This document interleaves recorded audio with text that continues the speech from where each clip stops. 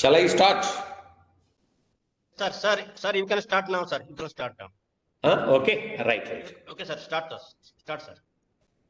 Right, already we have given a time up to 14:30, so it Yes, is sir. too late. Yes, sir. You start, Okay, in the morning, one of my CELE came, so he wanted to see me and discuss for few things. So that is why achanak, okay, my chale gaya. So now I've taken a permission.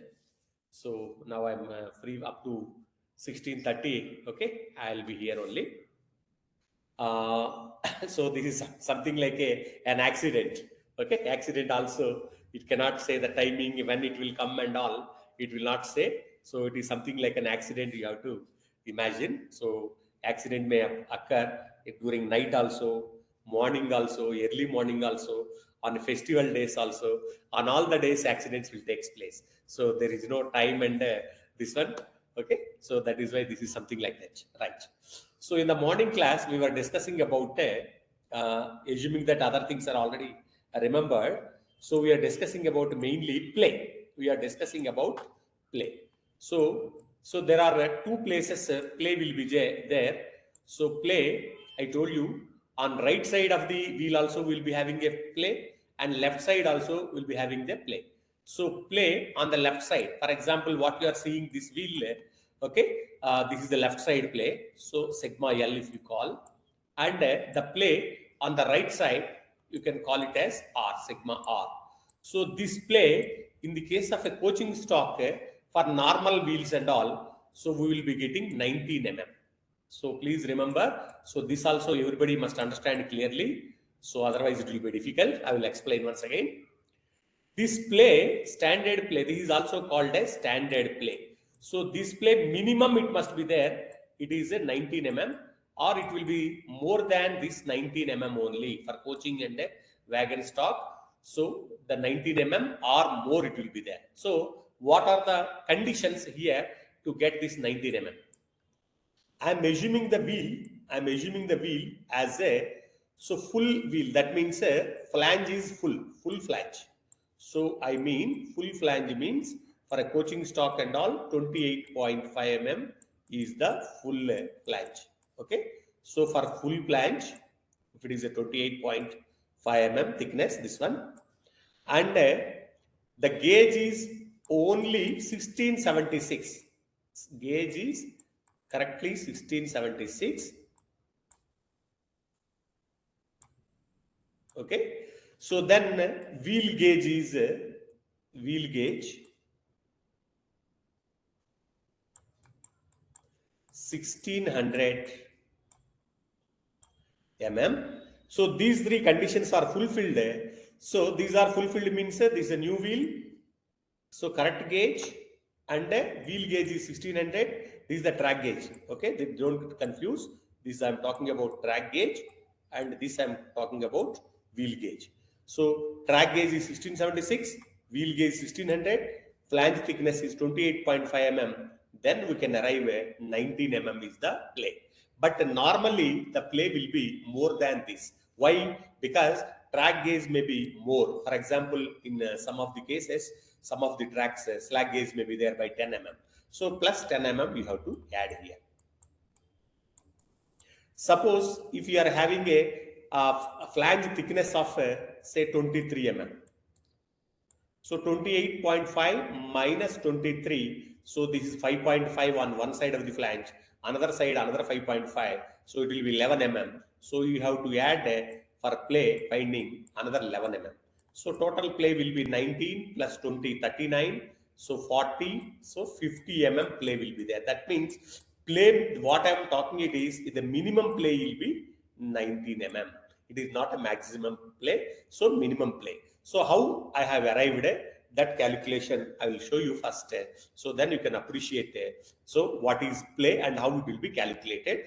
After that lot of discussion we have to make it. So this play is calculated like this. So first you have to understand this sketch. This is the sketch what you are going to observe now. So in this sketch, if I am making little, say zoom it, you can see. Are you able to see this picture, all of you? Yes, sir. Yes, sir. Okay, please listen. This is the rail left side. This is the rail right side. Right side rail or rail. This is the L rail. This is the wheel sets left wheel. This is the right wheel. Okay. So now what I'm talking it is, I'm trying to calculate the gap between this area here plus this area I wanted to calculate. So this area I wanted to calculate means what I'm going to do, I will calculate the gauge first. This is the track gauge, 1676. So from this 1676 track gauge, this wheel gauge minus karra. Then this flange thickness 28.5 here, another 28.5 here I am minusing. So that means 1676 minus 2 times of 28.5 minus wheel gauge of 1600 if you calculate. So therefore sigma s, so that is play on the left side wheel and play on the right side wheel. So you can get it. So that calculation only. So now the actual calculation I am showing here. This is the play calculation. Play for a broad gauge wheels, 1676 is the track gauge minus wheel gauge 1600 plus 2 times of the flange thickness. So this is the formula for play. So in this formula, if I apply for coach and wagons, 1676 minus wheel gauge is 1600 plus 2 times of the flange thickness, 2 into 28.5. So this you are going to get 19 mm. For a locomotive, if you calculate for a thin flange and all, 1676 minus here wheel gauge for locomotives, we are maintaining 1596 only, plus 2 into 32 mm is the thick flange I told you in the beginning of the class. So 2 into 32. So totally if you minus it, so you are going to get 16 mm. So here, why this play is important? If play is not there, what will happen? If play is more, what will happen? So these also very important things we have to discuss. So I repeat, this coach and wagons 19 mm play will be there, and for locomotives 16 mm play we are maintaining in the day-to-day activities. So the actual play can be different from the standard play owing to the tolerances permitted and the wear and tear permitted. So the play will be more only than this, but not less than this. So why this play is given? If play is not there, what will happen? If play is more, what will happen? So these things also very, very, very important. So just see this sketch again. Any doubt in play calculation for anybody? Okay, right. So now you can see this picture. So in this picture, you can understand that. So this is the wheel set. Say this line I am extending. So this is the wheel set, axle here. This is the wheel set. So I told you this is the left play, this is the right play, and this left play plus the right play together. So we are getting 19 mm is the standard play or minimum play I am talking. This is the minimum play. So normally it will be more than that. Suppose if play is not 19 mm, suppose if it is 0 mm or 5 mm, what will happen? So if play is less, so play is less means gauge is less. So gauge is less means say instead of 1676, say he maintained some 5 mm or 10 mm tight gauge. So whenever tight gauge is there, what will happen? So these two rails will come closer. These rails are closer. So you imagine that there is a scenario. So the left rail and right rail became closure. Closure means I mean to say tight gauge. So if they are coming closure, so assuming that our wheel gauge is fixed, so then what will happen? So these will touch. So this flange area here it will touch, here it will touch, and here it will touch. Okay, here it will touch. So whenever it will touch, so then the derailment proneness will increases. Derailment proneness, that means it will climb over the rail table. Then there is a possibility of that is one. Then another reason is because we are moving a locomotive or a coach or a wagon over the rail table. What will happen? This will act some force. This will act some force. So whenever this force is moving over the rail table dynamically, so what will happen? So there is a force will act in this direction and in this direction due to tightness. So whenever this tightness is there here and here, then automatically whatever the fasteners the engineering department are providing for fixing of this rail, so here it will act. That means here force is acting means, so this is something like a cantilever type you can imagine. So here at the end or head area, if you are applying a force, so automatically that force will act over this area, that is rail foot area, it will act and thereby it will the whatever the fasteners they are putting. So what generally there are three fasteners they will put it. So one is called elastic rail clips, ERCs. If you want, I will show the photo afterwards. So elastic rail clips they will provide in this area. Then second one is called liner they will provide. Then third is called composite grooved rubber sole plate. So these three items will be there in this bottom area. So due to that three items only, this will be in a fixed position. Though our rolling stock is moving over the rail table, so these are all the important say fasteners, so that are fixing in the same level and the same time without disturbance of this one. Suppose if fasteners are not there, what will happen? So this will go like this. That means this will get a shape of like this. Okay, like this. I have seen one derailment. So here fasteners are very strong. So rail has bent like this. That means it will get a shape of inclined shape. So in order to avoid this, these fasteners must be very strong. So these fasteners left side, okay, ERC, right side ERC. Similarly, this side also ERC is inside and outside for this rail also. So plays a vital role. Okay, and this will give a force over this the rail foot area. So that will so that is why the gangman or trackman, whoever is there on the track, so daily he has to examine. So whatever the areas ERCs are missing or liners are missing, he has to provide for a certain length daily. That is about, say his job is say 5 kilometers beat it is there. So that 5 kilometers beat, so every day he has to walk and observe the ERCs are intact. Okay, the liners is intact, or grooved rubber sole plate is intact or not. If it is not intact, he will provide. So this is one side. The other side is same effect will be there even on the rolling stock also. In the rolling stock also, we are making some clearances. So like say between the axle box and the outer cover, we are making a clearance, and we are making some of the dampers. Okay, the clearances between A clearance, B clearance, C clearance, like that, various clearances we are providing, that is laterally and longitudinally. So those clearances also will get affected if there is a tight gauge. If tight gauge is there, so that effect will be there, and that will be fall over the rolling stock also, even on the rails also it will fall. So that is why as a middle way, so it should not fall more forces on the rails, as it should not fall more forces on the even rolling stock. So they are maintaining minimum 19 mm play. So this is the compromise between the rails as well as rolling stock. So this is a minimum gap of 19 mm play must be maintained in order to run the smoothly over the rail tables or rolling stock. So I hope I appreciate this is clear why the gauge is tight, so much tight. Okay, so the problem is this one. That means there will be a heavy, huge force on the bottom of the foot of the rails, and thereby that will get tilted. Okay, and it leads to derailments. Okay, we can see some of the derailments are happened. So due to missing of the fittings also.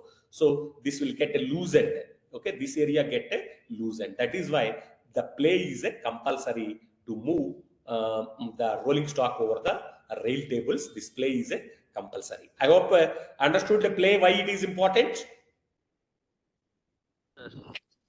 Play is very important, that if play is less or zero, okay, the forces will act over the rail foot area. Okay, even the same forces will act even on the rolling stock also, where we are maintaining a lateral and longitudinal clearances. We are maintaining in the bearing area. Okay, over that also we are maintaining some clearances. So those clearances will get affected. So that is why, so we have to maintain some play between the flange as well as a rail head gauge face. Similarly, right side also, the gauge face as well as the flange area, we have to maintain a clearance. So whether the next question is whether this clearance is a constant throughout or not. So that means whenever our rolling stock is moving over the rail table, so I mean to say this is the rail table. So over the rail table, if it is moving, okay, this is moving like this, and this is moving like this, our okay wheel set, it is moving. So whether this play will be constant or not, that is also very important parameter you have to understand. So as I said to you, left side play plus right side play, the minimum play must be maintained is 19 mm play we have to maintain for the coaching and the wagon stock. If it is a diesel or electrical locos, we are maintaining 16 mm play only. So that is one thing. So next point is this play here and here, it is constant or not? No, it is not constant. So why it is not constant? Because the track is not a straight track alone. So the track is curved track some places and one line to another line because of the various other reasons also. So this play so varies from 0 to 19 mm. That means some places it will come and touches, this flange comes and touches here and leaves, touches and leaves like that. That means 0 to 19. Whenever left side it is 0, so right side will become 19 mm, maximum play will be there. Suppose left side is say 5 mm it happened, the right side will be 14 mm.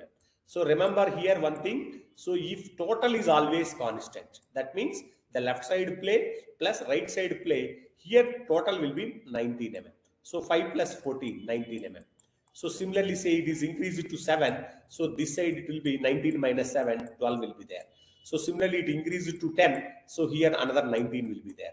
So that means one side play, if it is slowly or gradually increased to 19, the another side play decreases 19, 14, 12, 9, 7, okay, like that it will decreases. One side increases, so another side decreases. So this phenomenon is called a sinusoidal motion of the track. That means, so some people, new people may be on a concept that these wheel sets on the rail table will move straight line. So over the rail table, okay, it will be straight line like that. They may think so. It will not be never be straight line. So it will be very rare cases. It will be straight line. In all other cases, what will happen? So it will move on a sinusoidal path like this. It will be. That means here. So I will explain to one more diagram.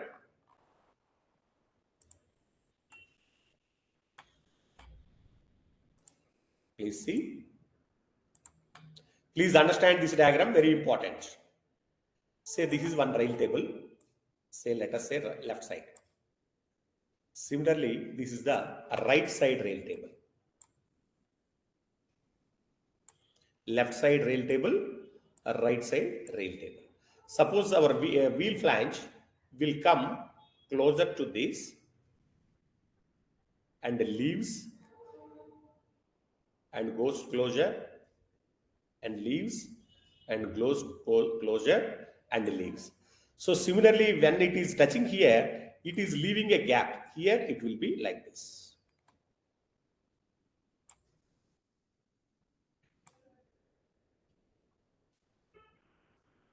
Like this. That means here you can see this distance. If you see here, the left side play is 0. L is 0. Here the play is maximum. That means right side play is 19 mm. Okay, I repeat, here left side is 0, the right side play is 19. So here again gradually it is increasing. Increasing means this side it is decreasing. So remember, so whenever this side is increasing, or this is the, say, imagine this is the path of a flange. Path of a flange, if you imagine this, okay. So if it is going closer to this and coming out, but here it will be touching here. So that means here maximum 19 mm here if you are getting play. So this side it will be 0. This side it will be 0 like this. So here again it is going to maximum this side. So here it will be 0. That means you can imagine that this is the path normally. So any wheel set on Indian railway track will follow. That path is called a sinusoidal path. this sinusoidal path it will follow. So our wheel set on a sinusoidal path it will follow. I will show you some half minute 30 seconds video so that you can appreciate so how the gap is maintaining left and right and all. You can see in some places it will decreases, then once the left side it is decreased, the right side will increase. So here if it is increased, there it will. So after that video again I will come back to this position. See here.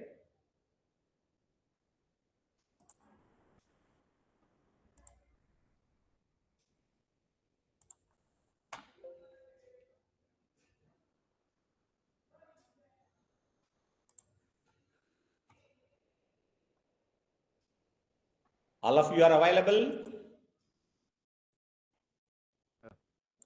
Right. Sir. Just see this is very important to understand this one. Okay. The derivation, this is very important.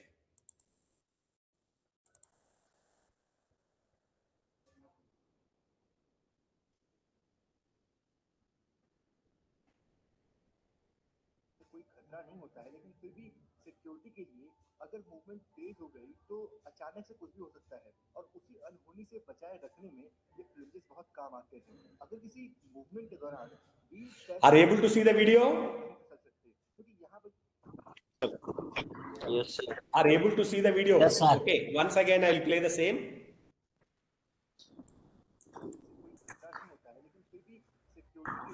अगर movement तेज हो गई तो अचानक से कुछ भी हो सकता है, और उसी अनहोनी से बचाए रखने में ये फ्लिंजेस बहुत काम आते हैं। अगर किसी मूवमेंट के दौरान व्हील स्टैक से फिसलना भी चाहें तो नहीं फिसल सकते, क्योंकि यहाँ पर Okay, is it clear to you? Yeah, it's clear, sir.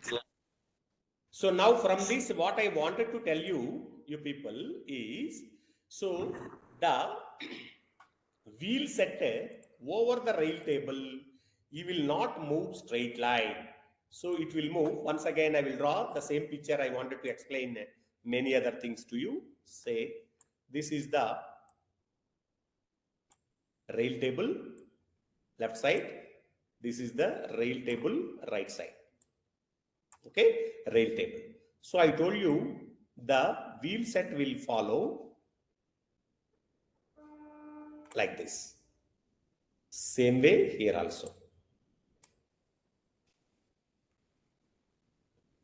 Okay, so this distance is nothing but fixed. This is fixed because our wheel gauge is fixed. This is fixed. Remember, this is the fixed distance. Okay, so here what I wanted to tell you is, so this will follow a sinusoidal path. This is the, say, what I'm trying to tell you is, say this is the our wheel profile. So this, okay, this trajectory or this pathway I have drawn here. This path is, if you have drawn here, this will be like this. Suppose say if you take any point on the tread area, so this will be like this, somewhere like this. Okay, so that means in this also it will not be, suppose if you take any point over here, so that will be sometimes here, sometimes here, sometimes here, sometimes here, it will be like this. So this is the say locus of, this is the locus of this flange. What you are observing is locus of this flange tip. Locus of the flange tip will be like this. So now from this you have to understand a few things. What is that? So one is that, say this flange, okay, flange means, I mean to say this total thickness of this flange, you can imagine, okay, it is sometimes hitting the left rail, after that it is hitting the right rail, after that it is hitting left rail, after that it is hitting the right rail. So therefore there is a possibility of hitting left side, okay, right side, left side, right side, based on the diameter.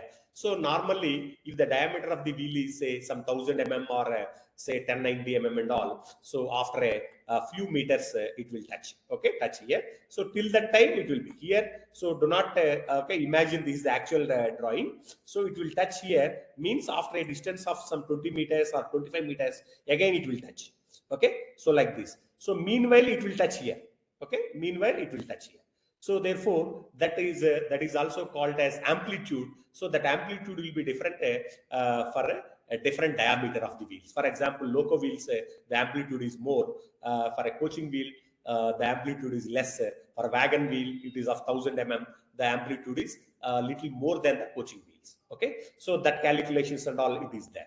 So here one more point you have to understand is, so while okay, entering like this side it is entering, it is making an angle. That flange is making certain angle.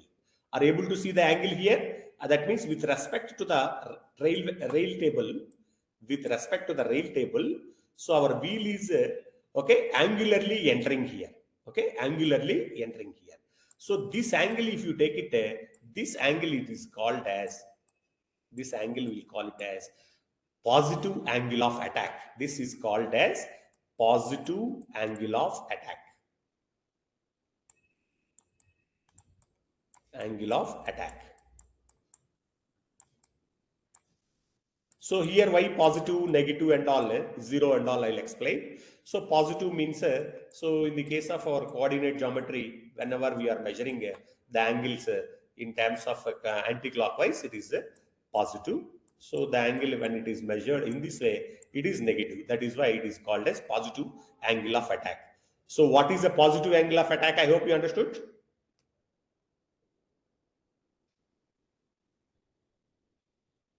One of you please respond. Sir. Is Yes, it sir. clear what is a positive angle of attack or not? Yes, sir. So when it is leaving here or trailing here, when it is leaving or trailing here, this angle of attack will call it as negative angle of attack. This is called a negative angle of attack. It is negative angle of attack. The top one is called a positive. When it is entering, say you concentrate on one side. Okay, this is the rail table I told you. This is the rail table.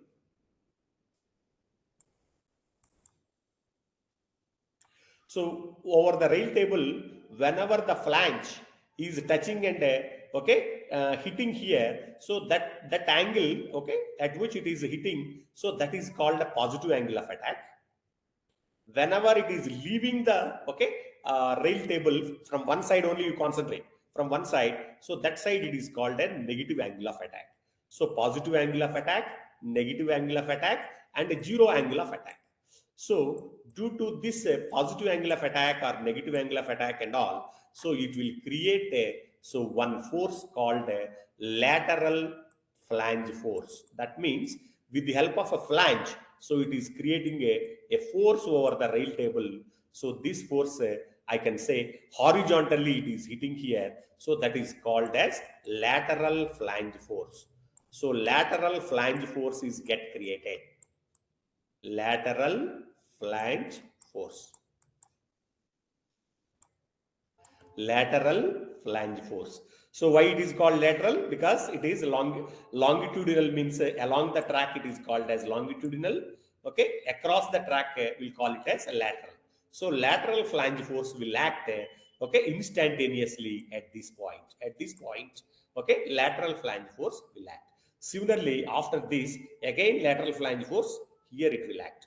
Similarly, right side if you see, here it will act. So similarly, before here it will act. So that means it is a continuous process. Lateral flange force of the wheels or flanges will be there always over the rail table. Lateral flange force dalna hi padega. Dal ke, then it will go to the next stage. So that means this lateral flange force, it is also called as intermittent force. Okay, it is not continuously applying the force. It is a intermittent force, is not a continuous force. So here lateral flange force it is applying and leaving here, and certain amount of time no force it is applying. Here you can see, here no force it is applying. In this region no force, in this region no force, in this region no force. So that means in these positions there is no force. That means left wheel also not applying any force, even right wheel also not applying any force. Again here it is applying.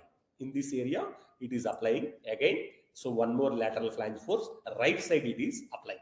So similarly left side, right side, left side, right side, it will go on applying. So this force hereafter I will call it as Q. So Q means lateral flange force. So what is that Q? Okay, these things and all I will explain after that once again. Okay, so I hope lateral flange force kahan se mil raha? I hope you understood or not. Lateral flange force on the rail table. Okay, from where it is coming, I hope you understood. Due to sinusoidal motion of the rolling stock over the rail table, it is causing one force called lateral flange force. Agreed? Up to this, any doubt? No, sir. Okay. I'll repeat the same picture once again. I will draw. Say this is the left side rail. This is the right side rail. So I told you, say this is the wheel.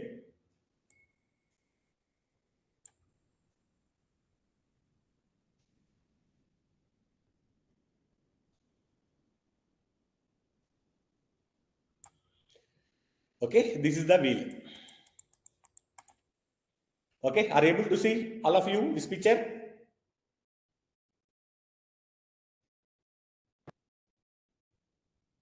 Are you able to see all of you this picture? Yes, sir, we can, Yes, sir. sir. Right. So please understand this. I told you this is the tread portion. This is the wheel tread portion. This is the flange portion. Just rough diagram. It's not exactly this one. It's a rough diagram. This is the flange like this. Flange will be like this. So what I am telling to you, this flange is coming closer to the rail table. Here it is coming. So after that, what will happen? It will get straightened like this. It will become.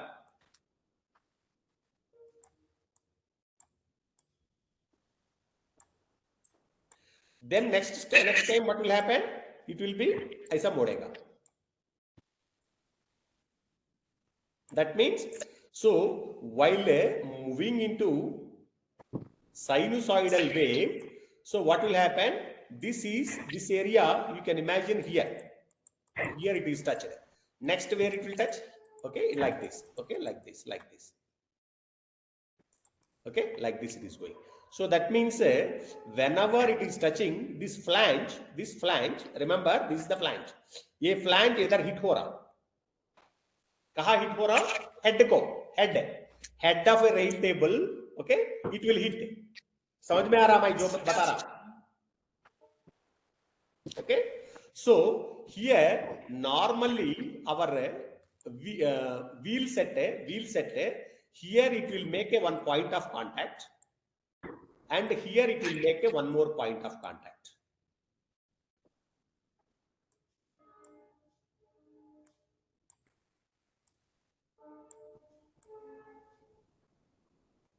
So this is one point of contact and this is one point of contact.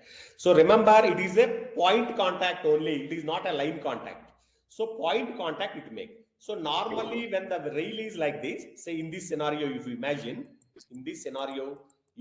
here also one more wheel is there. So here it is touching and here also it will touch. So that means here it is making one point contact. Similarly, here also it is making one point contact. So only point contact is important for us. So here one contact, normally one contact here, one contact. So two contacts will be there. But whenever the sinusoidal motion it is making in addition to this point contact, so one more flange contact also coming here, somewhere here. So this point contact and this is the line contact. So this is a point contact, this is a flange contact.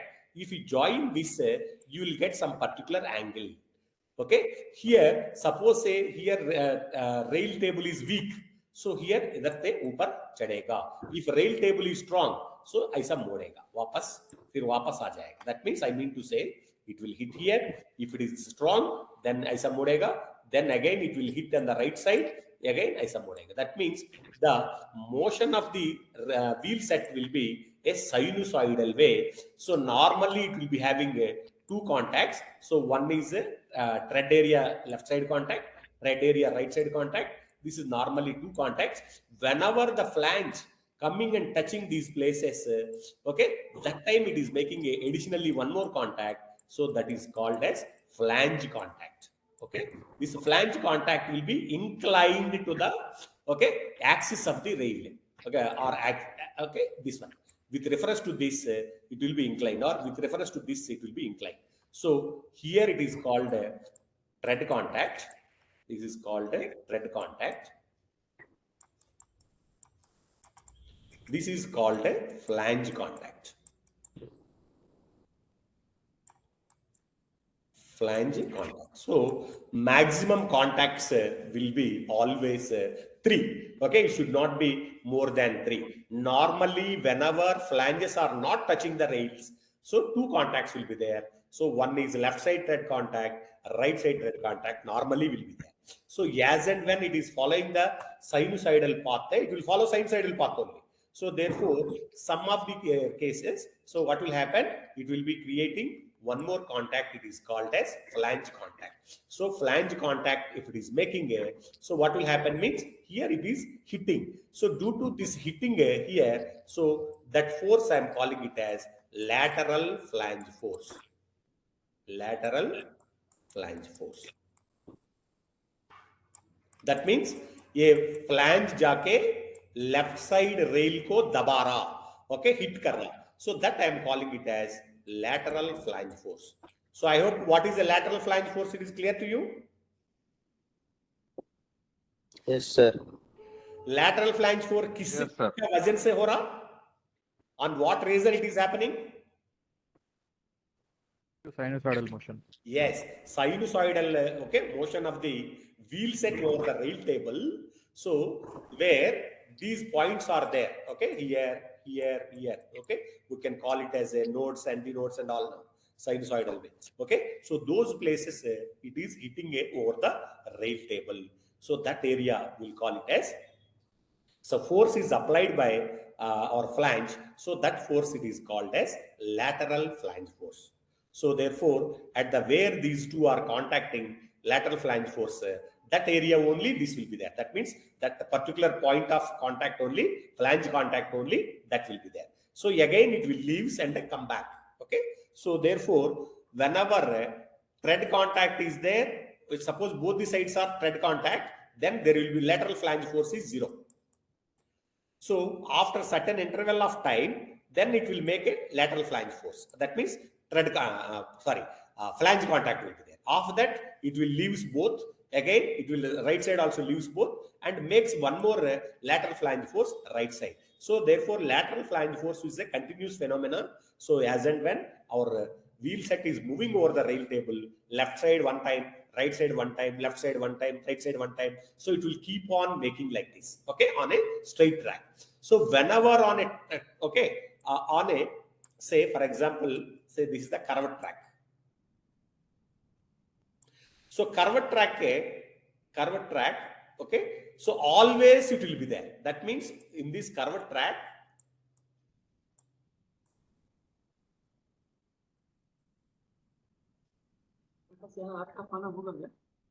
Sir, can you please clean up the page and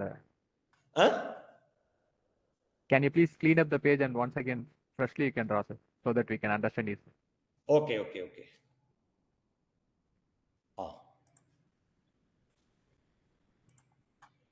Say this is the curved track. This is the curved track. So curved track also our wheel set has to move. Say this is our wheel set.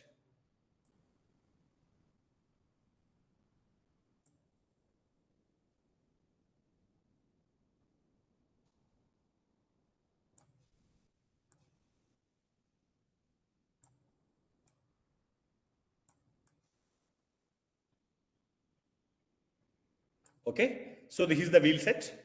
So wheel set, whenever it is moving so one side always will be, it is making some angle of attack. That is why angle of attack is very dangerous. So here it is angle of attack here. So therefore it may tries to go like this. That means if it is there is a mistake in the, that means proper twist or proper degree of a curve it is not maintained, it will derail like this and it will take a path like this.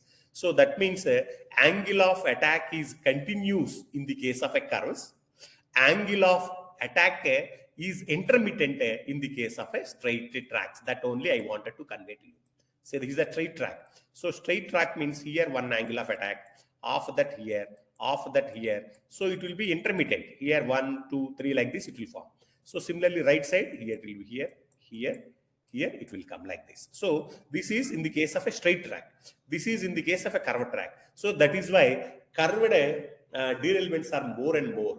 In a curve, more derailments are there. Suppose number of derailments, if you take it, so are major accidents and all. So in a curved areas only it will be there. The reason behind this is here continuous angle of attack will be there. But in this case, there is no continuous angle of attack will not be there. Here continuous positive angle of attack. It will tries to climb over and escapes, tries to climb and escapes. Like this it will be there. And similarly, once this curve also, okay, will be having a different nomenclature is there. So that is a transition curve, okay, circular curve, again transition curve. So this and all a deep subject, okay. So that and all I'm not covering fully. So here what I'm trying to say to you is, here continuous angle of attack will be there. So then once it touches the highest peak, again this side it will touch. That means angle of attack will be there on the lower wheel. That means say this is the inner rail, this is the outer rail of a curve.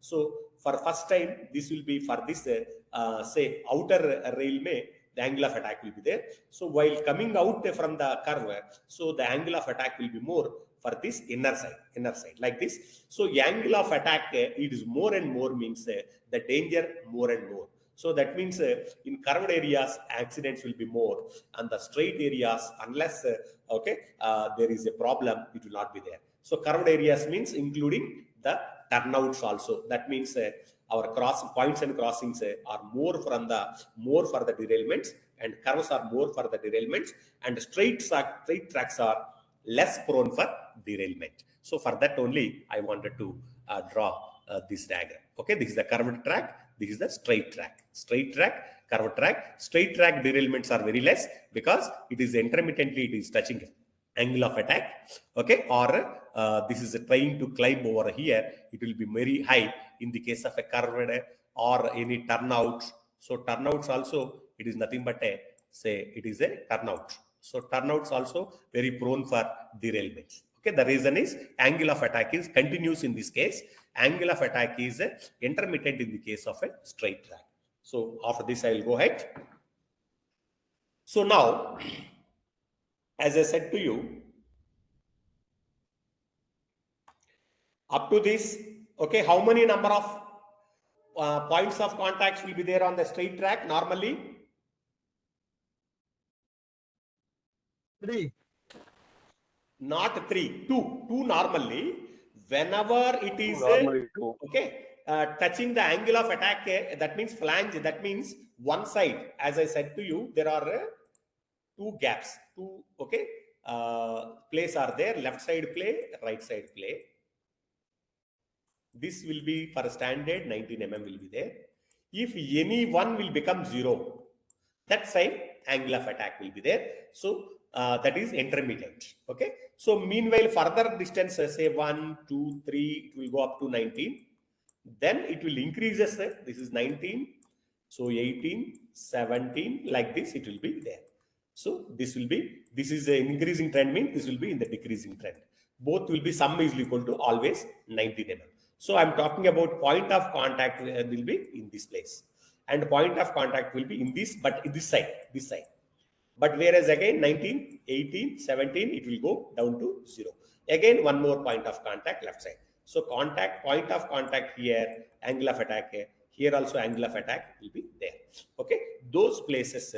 So what will happen? It may tries to climb over the rail table. It will tries to climb. Okay, that is one. So now how the lateral flange force come into existence? I hope you understood. Lateral flange force. Lateral flange force, I hope understood now.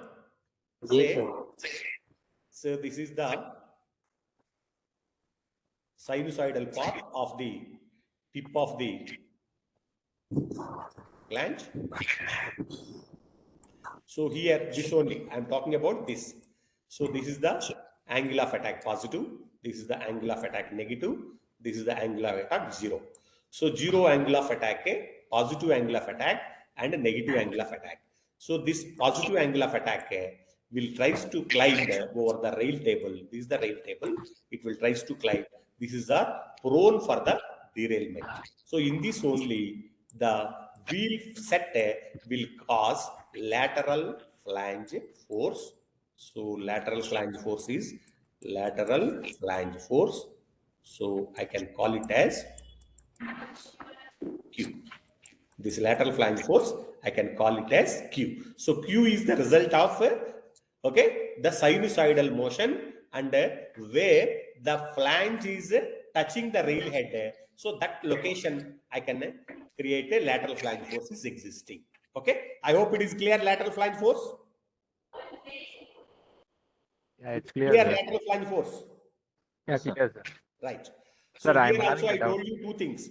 So one is normally tread contact will be there. Whenever it is coming and hitting so that time, so one more point of contact will take place. That is called a flange. So flange contact, tread contact, this will be inclined. This is inclined. Okay, this is one thing.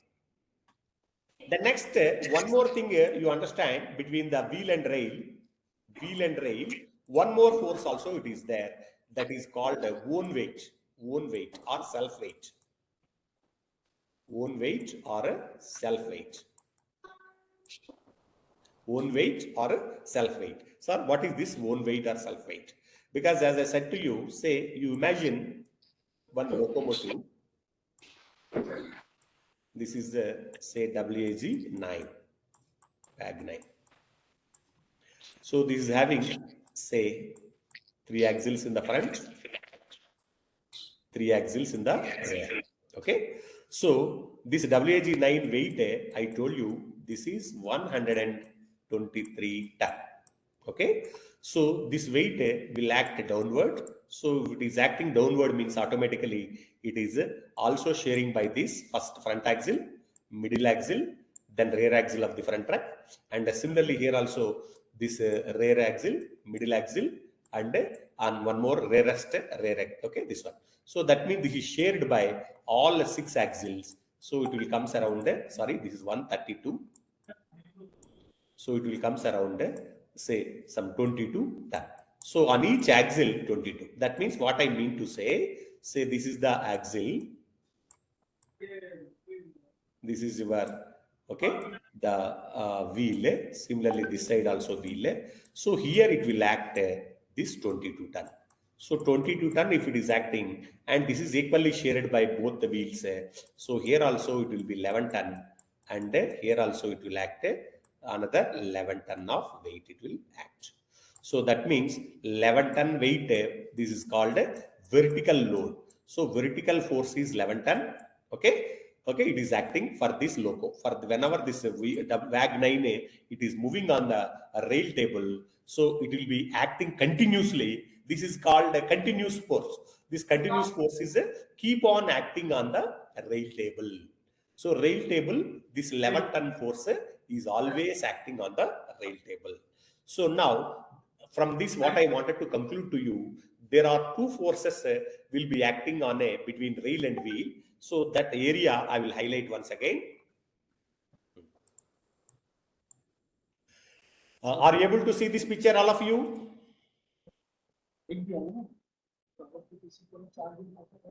Are you able to see, all of you? Yes, sir. Right. Now please see on this only I will concentrate more.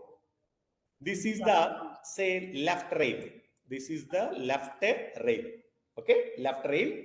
This is the rail table. This is the rail table. Okay. This is the left wheel. This is the left wheel. This is the left wheel.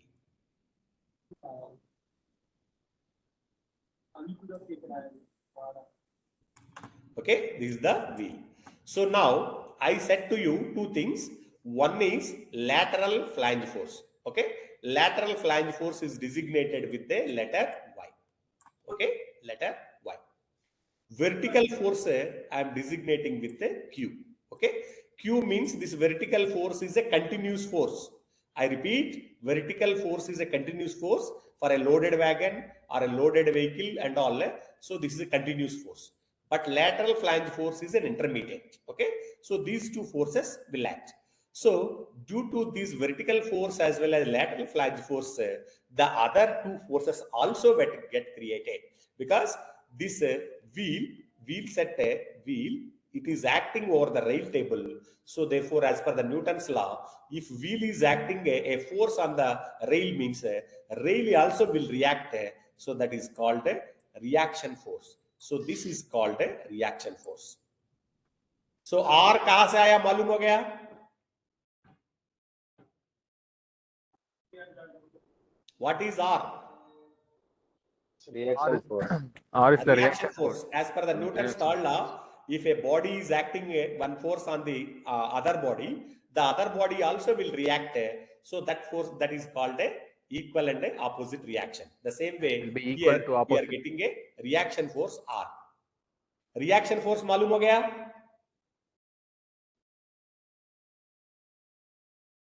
Right, clear? Yeah, clear, sir. Right. So then one more force also will get created, because this is also a medium carbon steel. This whatever the 52 kg rail or 60 kg rail, and our wheel also will be manufactured almost with the same composition. And remember, the hardness of this will be around some 290 to 300 BHN will be there. Brinell hardness number. So 290 to 300 Brinell hardness number will be there. Okay. And a wheel will be around 280 to 290 will be there.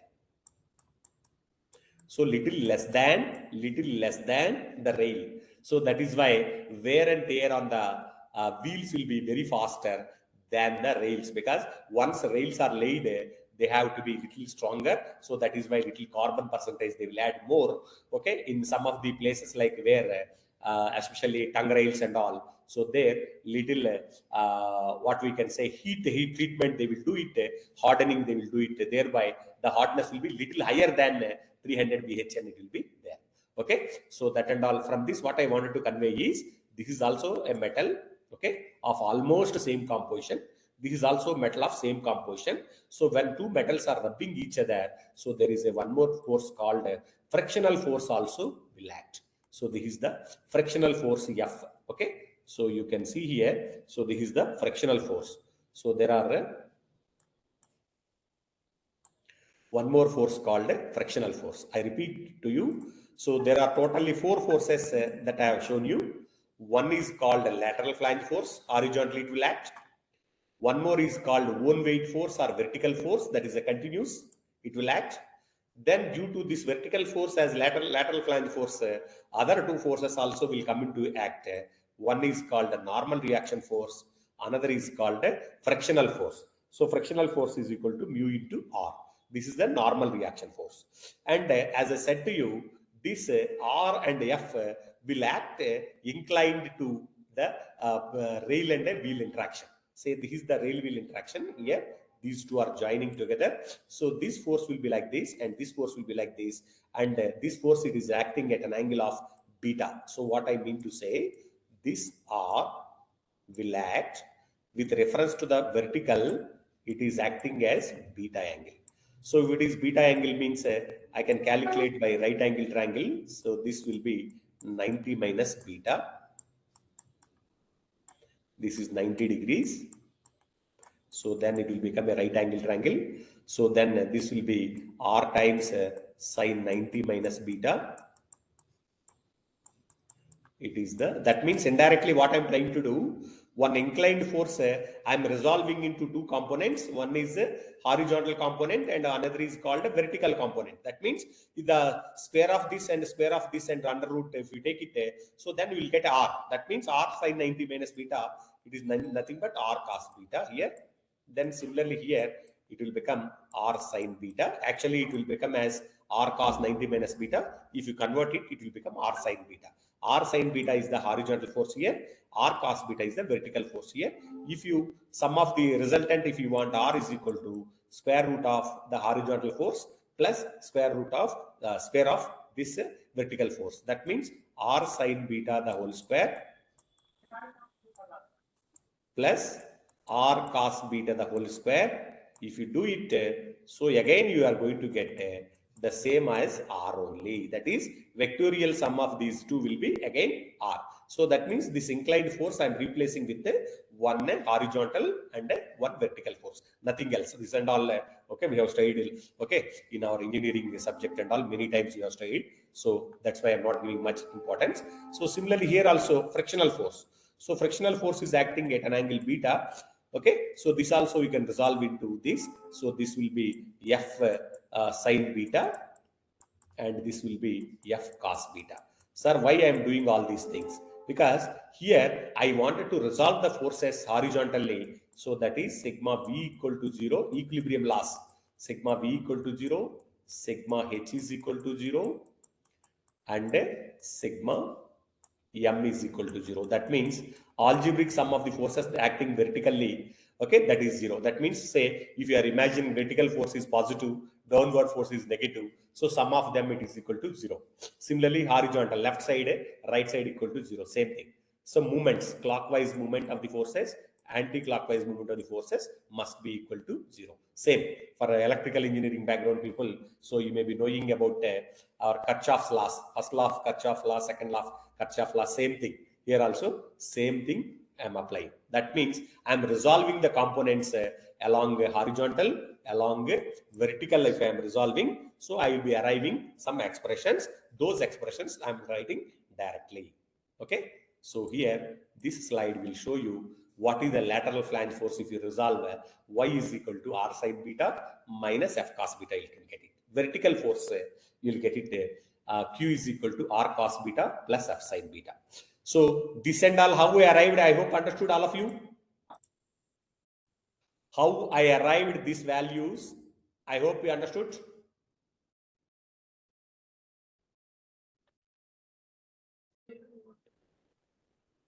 Just one of you please respond. Are you getting sleepy? Participants, I doubt very much that anybody would be sleepy, but if anybody is, then please say so. We are not sleeping. Thank you. No, sir, we are. Are you getting my point, what I'm telling? Yes, sir. Yes. Yes, sir. Right. Okay. This is only silly question, but anyway, I wanted to disturb you whether you are alert or not. That's what I am asking. Okay. Don't think otherwise. Okay. Right. So now we have got it, a lateral flange force y is equal to r sine beta minus f cos beta. Vertical force q is equal to r cos beta plus f sine beta. So now I am taking the ratio of lateral flange force versus vertical force. I am taking a ratio. Here y upon q. So similarly, the right side also I am taking the same way. Okay. So r sine beta minus f cos beta by r cos beta plus f sine beta. So now whenever any expression is available in terms of sine and cos, so it is easily I can convert into the tan terms by dividing both numerator and denominator. Say cos beta, you divide sine beta by cos beta, it will become tan beta, cos beta by cos beta 1, and similarly for denominator also r plus f tan beta. I hope up to this it is clear. How I arrived in terms of tan, you understood? Yeah, clear, sir. Okay, right. Then as I said to you, frictional force, okay, so frictional force F is equal to mu times R or mu times mu. So mu is the frictional coefficient mu and R is the reaction. So if I replace mu, F place mu times R, so then R will be common in both the terms, R sine beta minus mu into R. So R I can take it outside. Similarly here also same F is equal to mu R I can take out common. So therefore R numerator and denominator R will get cancelled. So then we'll arrive only the expression in terms of tan and mu terms. So that expression I'm going to write in the next slide. I hope up to this clear. Yes, sir. So this is the expression. Okay, r sine beta, this one, dividing both numerator and denominator with cos beta, and okay, and that means substituting in the place of f mu into r. So we'll arrive in expression. This is the expression. Okay, so y upon q is equal to tan beta minus mu by 1 plus mu tan beta is the expression. Is it clear? The expression, all of you? Sir. Right. So what is Y? Lateral flange force. Lateral, Flange force. Flange. yes, flange force. What is Q? Vertical force. Equal Vertical force. force. So lateral flange force upon Q is equal to tan beta minus mu by 1 plus mu tan beta, where mu is equal to frictional coefficient. So normally for between the rail and wheel, so we can take it as 0.25 unless there is no rainwater or any oil smearing over the rail table and all. So normally this mu is equal to 0.25 will be there. So what about beta? So beta, I'll tell you once again. So as I said to you, this is our profile of the wheel. This is the profile. Here, if you see this one, here we are maintaining a say 1 in a 2.5, as I said to you in the introduction of my class. So 1 in 2.5. So if you take tan beta is equal to 1 in 2.5. So or otherwise also known as 1 by 2.5, then beta is equal to tan inverse 1 upon 2.5 you take it. So this will be roughly comes about it will be 68 degrees. 68 degrees. What is this 68 degrees physically meaning is? So if you imagine here one line like this, and line like this, so this angle is equal to beta. So this beta angle is normally for coaching stock and all, we are maintaining 68 degrees. So as the wheels are running over the rail table, wheel sets are running over the rail table, so this will get a straight end like this. That means it will become straight. That means beta will increase to 90 degrees, means it is also called as sharp flange. So sharp flange means it is 90 degrees it became. That means your wheel profile for a sharp flange will be like this. This is the sharp flange. I hope it is clear to you what is a sharp flange. Yeah, Yes. clear, sir. So beta is becoming as 90 degrees. Okay. So that is why for diesel stock and all, we are starting from 60 degrees. So to become a 90 degrees, it will take long time. For coaching stock and wagon stock and all, we'll start at a 68 degrees. So 68 degrees to 90 degrees, if it is becomes, so the engineers who are all maintaining the rolling stock, they have to withdraw from the service and it has to be sent for wheel turning. So this beta will be normally for a new wheel profile, it will be of 68 degrees. For a, I'm talking about say coaching and a wagon stock. For a stock of say loco and all, we are maintaining a 60 degrees. So that is 1 in 2.5 na? So that area only I'm talking. So 60 degrees to 90 degrees to become, it will take a long time and it is safe. And once it is it will become a straight line, that is beta is equal to 90 degrees. So then it is prone for more derailments. Okay. So if you calculate beta is equal to 60 degrees and mu is equal to 0.25, then the ratio of y upon q, this is also called as derailment coefficient. Y upon q, the other name of this is called a derailment coefficient. Derailment coefficient. So this derailment coefficient y upon q, if you substitute beta is equal to 68 degrees and mu is equal to 0.25, you will arrive y upon q will be 1.4. And if y upon q is 1.4 or lesser, so the motion, that means wheel set is moving over the rail track is safe. If it is this value, it is increasing, say 1.4 say badkar jada ho raha. For example, it is increased to 2. It is increased to what does it mean? Say y upon q, it is became as a 2. So that means y is equal to 2 times the q. So that means lateral flange force is dominating. So whenever lateral flange force is dominating means the value will increases. So increases more than 1.4. It is also called as the derailment forces are higher, means that is nothing but y is increasing. Y is increasing means that is derailment forces are more. So q is decreasing means okay, y increases and q decreases, means this will be 1.4, okay, and above it will be. Suppose if y is decreases and q increases means the heavy loads means the wagons which are moving with loaded okay wagons, so that are less prone for the derailment. The wagons which are going with a light load or empty wagons and all, more prone for the derailment. The reason is q means own weight, so own weight increases only for the loaded wagons, for the locos and all, okay. So but whereas in between, that means not higher not lower, means for coaching stock. So coaching stock q will be always some fixed value will be there. And also we can say that light loads, that means coaching stock and all will be treated as a light load only, so they are more prone for the derailment. That means the what I mean to say, in the case of our stock, say the loco will be having higher weight and loaded wagon will be having a higher weight. Suppose sometimes there is an instruction also for the CNW engineers. So if any wagons which are there in between unloaded wagon, that means empty wagon, if it is there, that is not allowed, because it is more force on the derailment. Why? Because the front side loaded wagon and rear side loaded wagon, in between if you are having empty wagon and all, so because of the buffing forces, okay, it may likely to derail more. So that means, and also as per our y by q Nadals formula, this is also called as Nadals formula.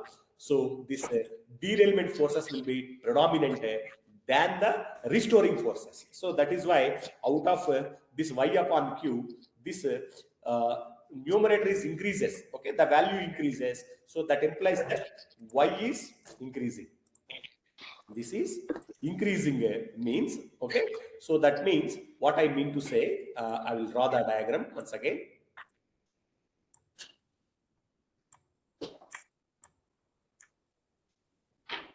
Okay, like this. So here lateral flange force will be there. So here always your restoration forces will be there. So this lateral flange force is dominating, say higher and higher.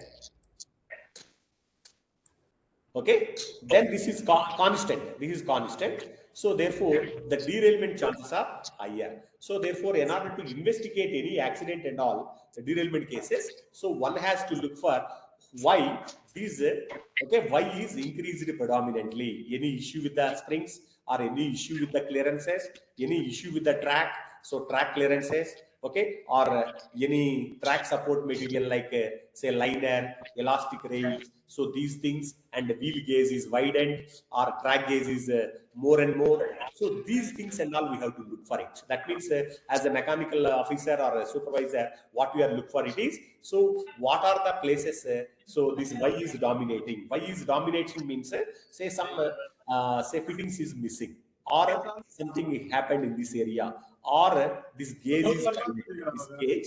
So instead of 1676, say it will become as a 1676 is the correct permitted. So 1696 it is happened.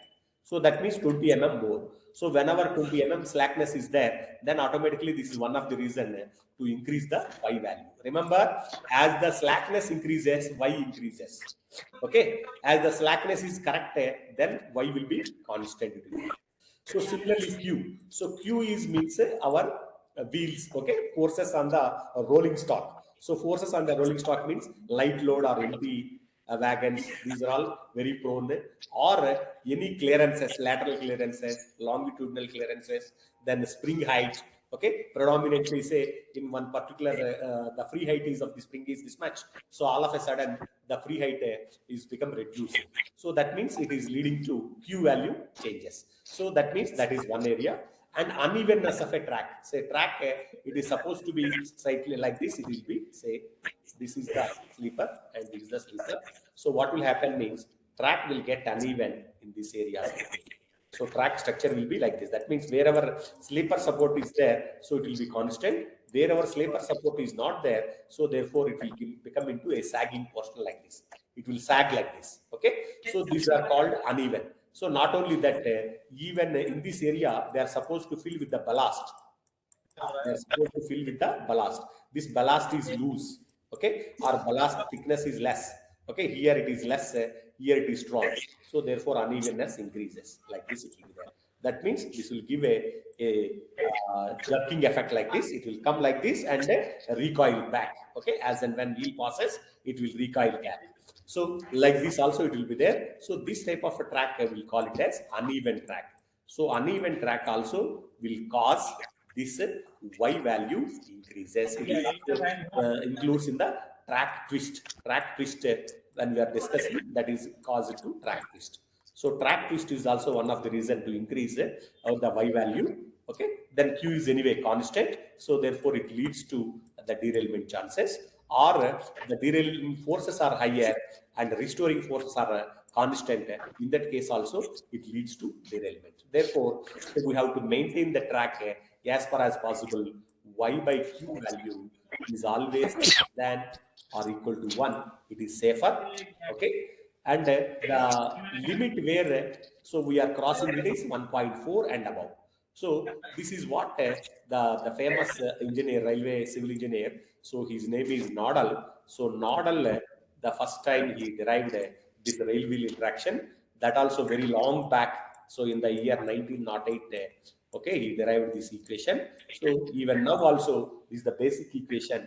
Okay, our mechanical engineers as well as civil engineers are that means while analyzing the derailment reasons, so the Nadal's formula is the basic formula to arrive at so why the derailing forces are increased and why restoring forces are decreased.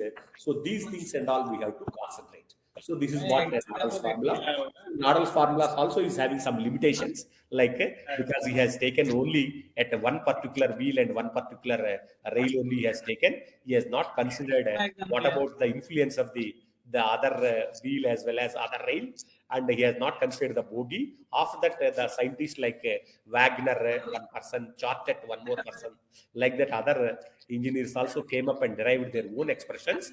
But this is the expression that is available in the beginning. Okay, so this is also having some limitations. This is only the theoretical formula. Okay, this generally we should not apply for derailment investigation. This is only the empirical formula. So whenever you are derailing in investigation, if you are carrying out, you have to consider that why it is increased more and more. What are the reasons? So what contributed? So whether the gauge is contributed or uneven track is contributed. So these things and all you have to analyze. Okay, and then only you can understand that why derailment is happened and all you can appreciate. So now I will show you one picture. See here, are able to see this picture, all of you? Yes, sir. So little I will zoom it and I will explain to you. Are able to see this picture? Yes, sir. Right. So here, first picture, if you see, first picture, only vertical force is acting. That is Q is available. Here TC means tread contact. Please remember TC means tread contact. So tread contact is available, and between the rail head and the flange there is a gap. Here gap is there. So whenever gap is there, so here the lateral flange force is absent. In the first picture, please concentrate. First picture only tread contact is there, only vertical force is there, other forces are not there. Imagine that due to sinusoidal motion, okay, it is touched the wheel due to sinusoidal motion. I told you the gap is 0. Okay, the delta L plus sigma L plus sigma R is equal to 19, as I said to you. So this is 0 means here it will touch. So it is touching here. So as and when touches, then obviously the additional force that is called lateral flange force will come into action. So now in this picture, we are having both forces, that is Q vertical force as well as lateral flange force. Here gap also will become a 0. That means between the say rail head face as well as flange, there is a 0. That means in this. So that we'll be having two forces here. Assuming that Y is dominating, Y is increasing more and more. Y is increasing more and more. So whenever Y is increasing more and more, so because of the degrees of freedom, so there is no other way. So therefore, what will happen? It will tries to lift the okay, our flange. So flange is lifted here. So flange is lifted here because y is dominating.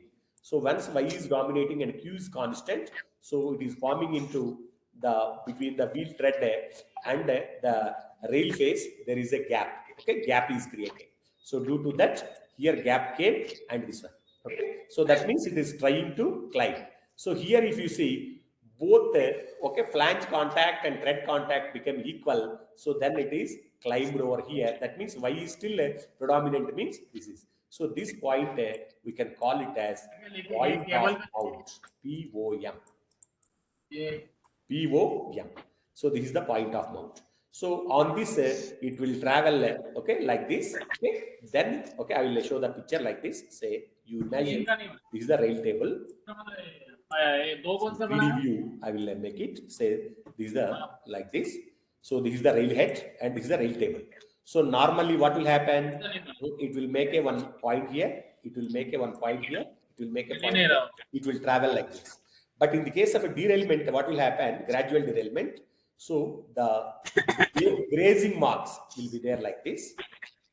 This is the grazing mark of the flange. It will come like this. So then over the rail table, it will travel.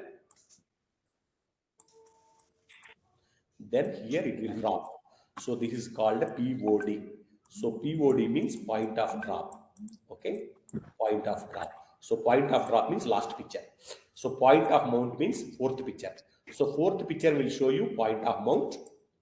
Last picture will show you point of drop. And what are the reasons and all I told you as per the Nadals formula. So that means y is dominating than the q. It will cause point of mount and a point of drop. And this is easily can identify whenever you are visiting an accident site. So you can see there is a one angular okay marking will be there. So it will mark like this and it will touches almost the rail table. So then it will travel over the rail table. So as I said to you, this is for around 67 mm will be there in the case of 67 mm will be there in the case of our 52 kg rails, and this will be 72 mm will be there the width of the rail table in the case of 60 kg rails. So in that incline it will travel like this, then it will fall over here.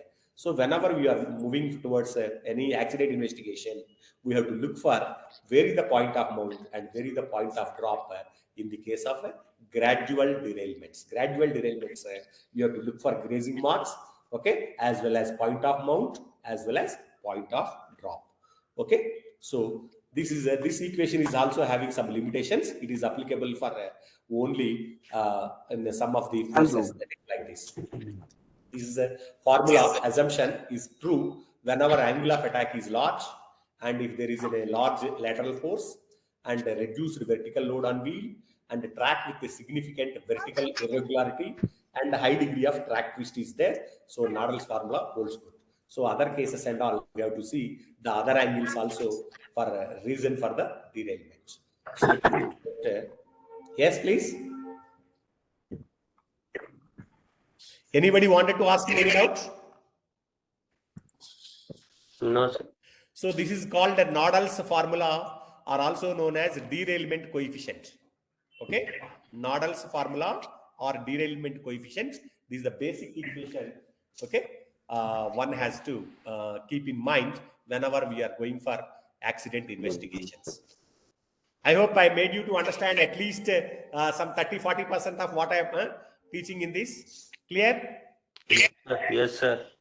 Clear now? In this, nothing so much, okay, magic is there. It's very simple equation. You can derive very easily. So this is clear, called sir. Nadals formula. Sir, I'm having a doubt. Yes, please. Sir, in case of curved rail path, the derailment coefficient will be greater compared to normal track. Yes, exactly. That is why the curved track here, that one thing you have to understand.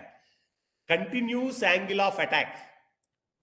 Continuous angle of attack, that to positive angle of attack, will be there on the curved track.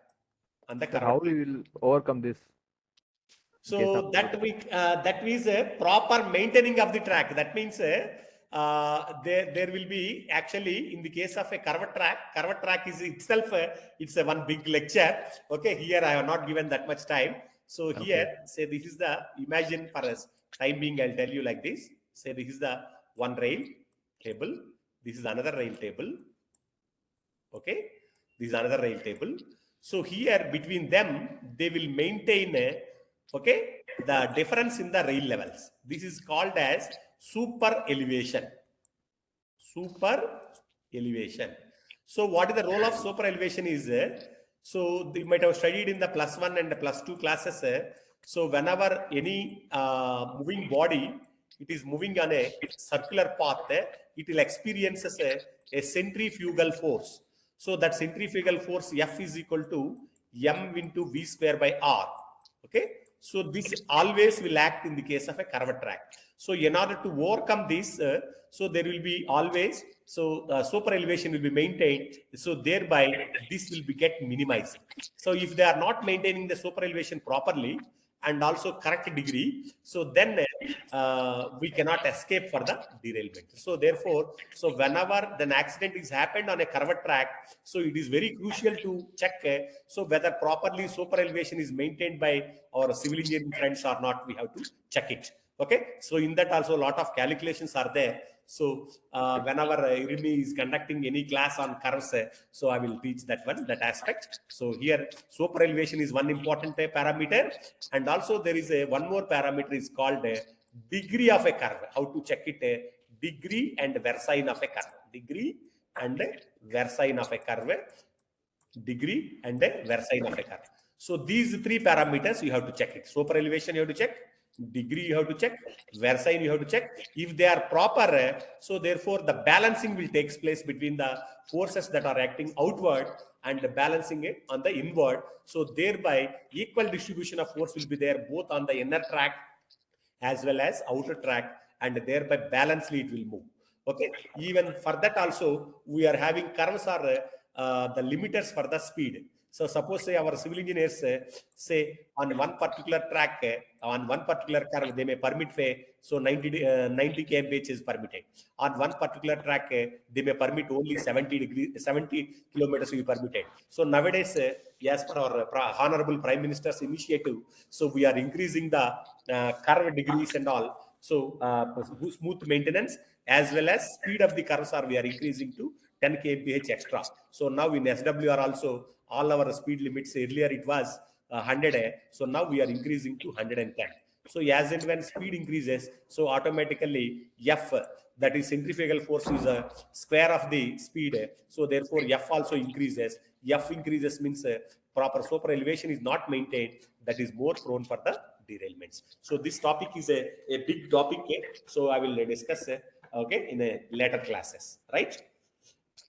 So you have to include the super elevation, degree, versine, and other parameters. What is the speed of that line is permitted? Okay, and many other parameters are there. So that is itself is a big class. Okay, so these parameters we have to check it whether they are suppose say in my experience, practical experience, I can say that so civil engineers will say that so this is my 5-degree curve. Okay, but actually it will not be 5 degree, it will be 6 degree or 7 degrees there, because they are also human beings, so not able to maintain this curves properly. Why? Because one of my friend, it is true only, what is his argument is, for rolling stock and all, your engineers are getting 6 hours time, or maintenance time and all, 4 hours, 5 hours, 6 hours and all we are getting. But whereas civil engineers and all, so we will not be giving any time for them to maintain their track. So we are not stopping the trains continuously, we are maintaining. So therefore this 5-degree track will become into 6 degree, and 6-degree track after certain days of time, after say 6 months or 7 months, it will become 7 degree and all. So once degree changed, so automatically derailment will increases. So then that particular curve will become a derailment prone. So we are not giving time for them to maintain their track. That is the one of the reason. So one of my friend, when we are discussing this one, like our mechanical engineers are wagon stock. So we are say CC rate we are maintaining some 6 hours fixed time we are giving. For a coaching stock, some 6 hours fixed time we are giving. But whereas for civil engineers and all, we are not giving time for them. So this is that is why DRMs and all supporting for them. So whenever derailment is there, so automatically always not to put on civil engineering department, put so majority of the cases on mechanical. That is and all. So internal issue, we should not talk about that. So actually, the reason for poor maintenance of the track is because of the time not being allowed for them. Okay, is it clear to you? Yeah, clear, sir. Yes, sir. Okay, so because everybody is a human being, we have to go, okay, not on the favoritism towards civil, favoritism towards mechanical, or in that also again wagons, again coach, again loco, that and all we should not be. So we should have a balance in this one that will be maintained by, so our honorable DRMs and all will maintain that. Okay, so that is a separate topic. So I will not touch about all those things. There's issues. So now this ends my first lecture. Okay, I hope it is clear to you all. Yes, sir. Yes. So now I will give you only 5 minutes time to you. So then we'll start the next class. Thank you. Okay, only 5 minutes. So it is 15:56. So 16 hours. Please join again. I will take the next class. Okay.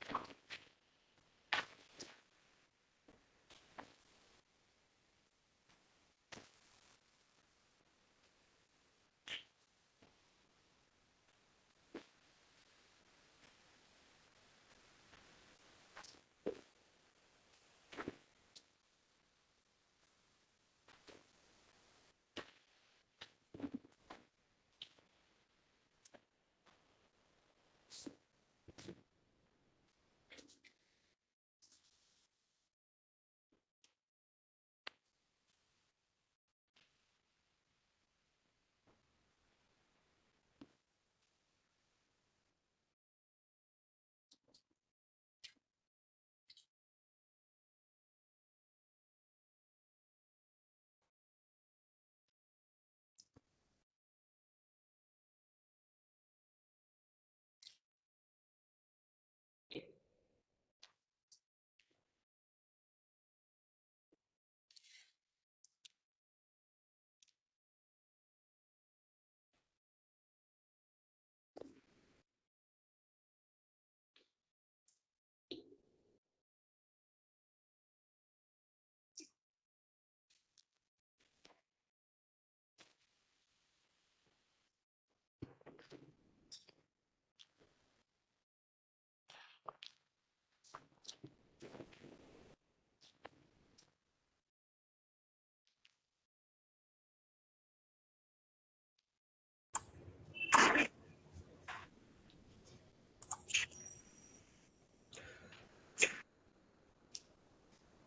Good afternoon, all of you.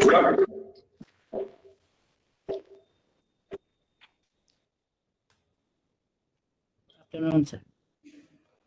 So everybody join. Yes, sir. 5 minutes break. Okay. So now my next topic is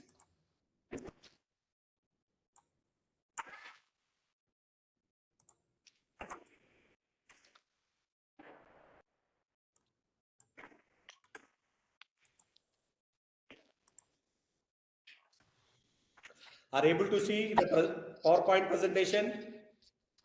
Yes, sir. What is written? Accident relief train. Right. So it is also known as ARTs. Yes, sir. ARTs. So ARTs is a mainly one of the important asset so maintained by mechanical department.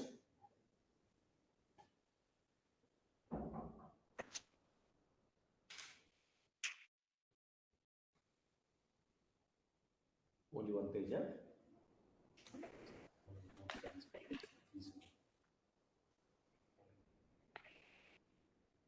Okay. So ARTs are maintained by mechanical departments. Okay. So in some places, in mechanical also, some places it is maintained by the loco staff. In some places it is maintained by CNW staff. I don't know. So you may based on your railway. So in the Southwestern Railway, all ARTs okay are maintained by the CNW department. Okay. So in some Yes, of sir. the South Central Railway, some places CNW, some places loco, wherever the loco sheds are there, so it is attached with the loco sheds. So whoever is maintaining so the maintenance is same. Okay, in all places, it is maintenance be same. So first, I will explain about ART.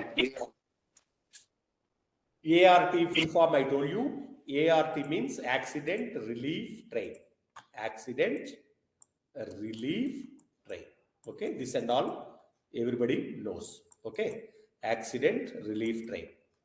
So earlier some people used to call as MFD. So MFD also Accident Relief Train only. Okay. So MFD is a name of the one of the equipment, the important equipment available in ART. So based on that name, so they are calling it as MFD. MFD or ART, it is one and the same. So ARTs are broadly classified into two varieties. So one is called A class ART, another is called B class ART. So what is the difference? Both are ART only we are calling. What is the difference? So B class ART means, so it will be consisting of 7 composition. So 7 composition means, so in this 5 coaches plus 2 wagons. Okay. So this only if it is available 5 coaches, 2 wagons are available. So then it will be called as B class ART. Even today also in many of the Indian railways, B class ARTs they are maintaining. Then next is called A class ART. What is A class ART? A class ART means B class ART plus 140 ton crane. Okay. If anywhere 140 ton crane is also available, so then B class ART is also available. Put together, so they are called as, they are treated as A class ART is maintaining. For example, in Bangalore here, so we are maintaining A class ART. A class ART means B class coaches also available, as well as crane is also available. Okay. So I hope we understood that what is A class ART and what is B class ART. Any doubt for Yes, sir. anybody? No, sir. A class ART means including crane. We'll call it as A class ART. Excluding crane. Crane is not there. 1 ton crane is not there. All other coaches are there. All tools are available. Then it will be treated as B class ART. So therefore, as per the high-level recommendations, high-level committee recommendations, A class ART, okay, are compulsory in each division. One A class ART must be available. Wherever not available, already Railway Board is given a guidelines. You have to maintain one A class ART in each division, at least one. Okay. In some of the divisions, even 2 also they are maintaining. That is well and good. But 1 is a compulsory. 1 is a compulsory. So wherever A class ART not there in a particular division, if accident happens, so you can ask for A class ART can be given in that place. Okay. Right.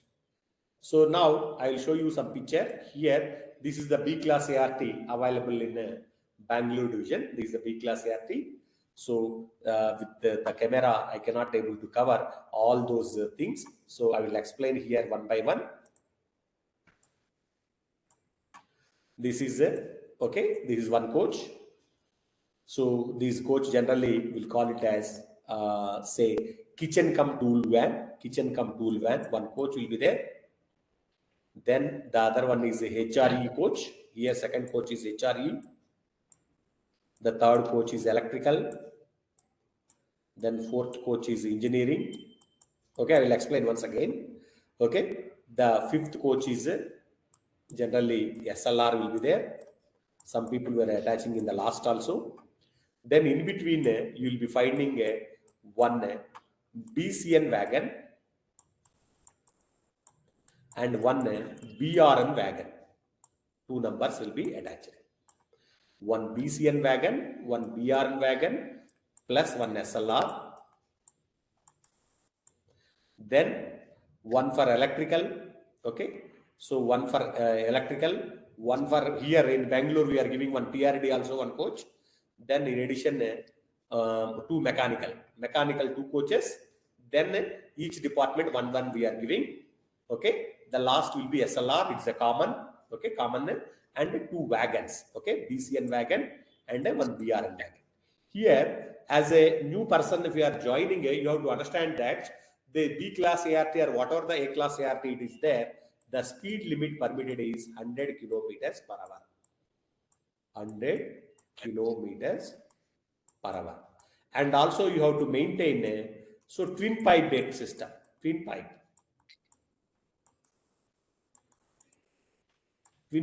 So twin pipe means like a coaching stock will be having both FP pipe, BP pipe and all. Even for BCN wagon and BRN wagon also, we have to maintain this twin pipe. So when I was working in as a breakdown in charge, so that time and we wanted to form one B class ART.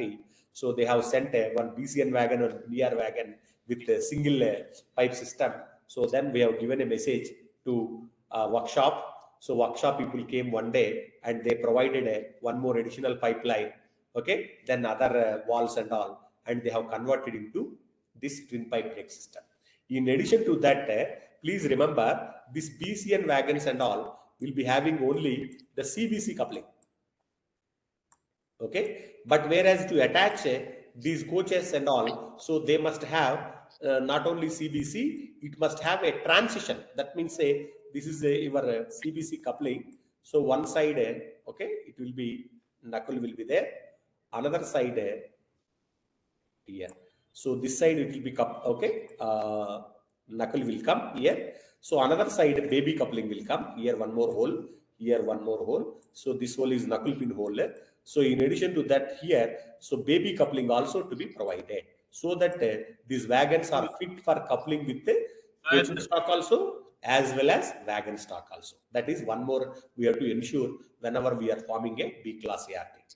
So that means these wagons are equally fit okay, for twin pipe system, as well as coupling for the screw coupling, as well as CBC coupling also. They have to fit it there. So both ways. So that is one more. And one more is they have to fit for 100 kilometers per hour. So how to make 100 kilometers per hour means wherever the spring system is there in the cast loop bogie, so those and all to be upgraded to 100 kilometers high speed version we have to convert. Okay, this and all in the books if you refer. So how to convert so normal wagon into high speed wagon and all you'll be knowing all these things. So this is this way we have converted.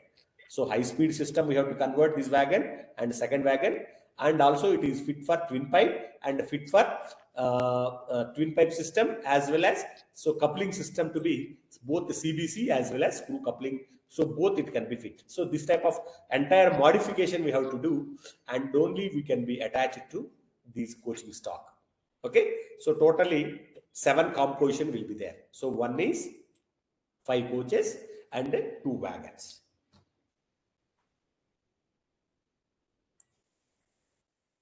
This is A class ART. So this is the B class ART, as I said to you. if you are coupled with this 140-ton crane. So 140-ton crane means here you are seeing only one photo. So this photo you are having only crane followed by match truck. But in addition, so one more stock will also be there. So that depending upon the type of 140-ton crane, 140-ton cranes are broadly classified into two varieties. So one is called Gottwald cranes and all. Another is called Cowan Sheldon cranes and all will be available. Okay, so this what you are seeing is called a Gottwald crane. So Gottwald crane will be having one match truck as well as this crane, and in addition, so one more wagon will be there. So that is meant for the tools of the crane and all we are keeping on that. In some places they are maintaining even coaches also. Coach or a wagon will be there. The totally it will be called as 140-ton crane setup. So 140-ton crane, okay, plus this B class ART, we can call it as A class ART. Up to this, anybody, any doubts? Right. Now, in ART composition, I told you, okay, 5 coaches plus 2 wagons will be there. In some places, they are maintaining even 6 coaches plus 2 wagons. 8 also they are maintaining. That depends upon the DRM and the CNADME of that particular division. So you can maintain, but Railway Board guideline says, so 7 is the composition. So in that, one mechanical tool van, the second is ART staff cum kitchen van. So these two are mechanical department only are using this. So staff cum kitchen van means here one kitchen also will be there. In addition, all types of tools we are loading. In this mechanical tool van, we are loading with HREs. So other tools and all we are loading in this. So that and all I will explain deeply. So this is about 2 coaches. The third coach is an electrical generator coach. So nowadays this is also become a mandatory. Electrical generator coach means they are maintaining a minimum 250 kVA generator they are maintaining.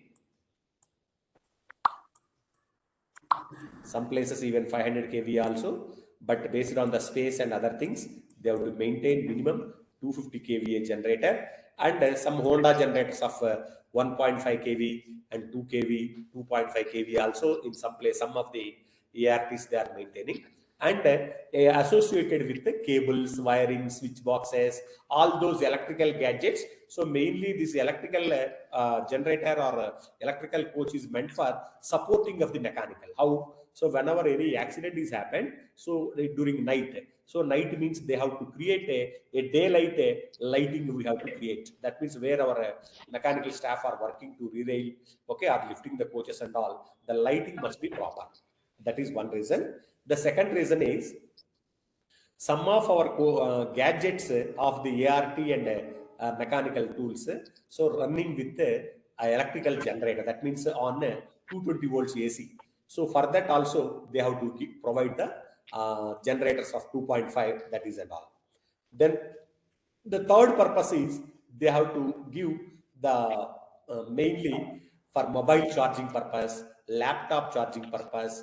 So for that also electrical supply is needed. So nowadays Railway Board is asking so why don't the live telecast is to be done? For that also lighting is needed as well as electrical connections are needed.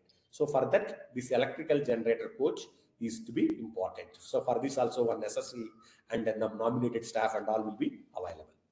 Similarly, in the fourth coach, OHE or TRD materials will be available. Overhead equipment materials like catenary wires, hoists, okay, so tubes, so many things and all belongs to TRD where electrified line is there. So those materials are available in the fourth coach. Fifth coach we are giving to permanent way people, SNT people, RPF people, and as well as God. So for them, so we are giving some portions we are giving. Then what for BRN wagon and what for BCN wagon, this is also important. So BRN wagons, so they are putting different types of rails. So rails, as and when accident is happens, so rails will get damaged or disconnected. So therefore, so for that, their stock of rails we are loaded on this BRN wagon. So rail length generally is of 13 meters length rails will be loaded on the BRN wagons. So different rails, 60 kg rails, some rails, and 52 kg rails, some rails, and all they are maintaining. So for that, this wagon, nowadays even BRN wagons are being used by that OHE department or TRE department. So for their hoist or mass, high mass. So this mass, so where the wiring and all will come, this mass and all, okay, or vertical mass. So this also they are loading on the BRN wagons. So what for BCN wagon? BCN wagons, so meant for sleepers. It was the LTT. Sir? Anybody? All right. Sleepers they are maintaining. Then fasteners they are maintaining. Fasteners they are maintaining. Sleepers they are maintaining. And for a track, what are the other tools are required? So that also they are maintaining in this BCN wagon. If any space is there, even other people also keeping their materials in this BCN wagon.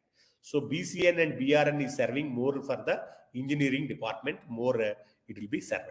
So these are the generally B class ART composition will be like this. B class ART will be these 5 coaches plus 2 wagons will be maintained. So I hope you understood BRT composition, B class ART composition.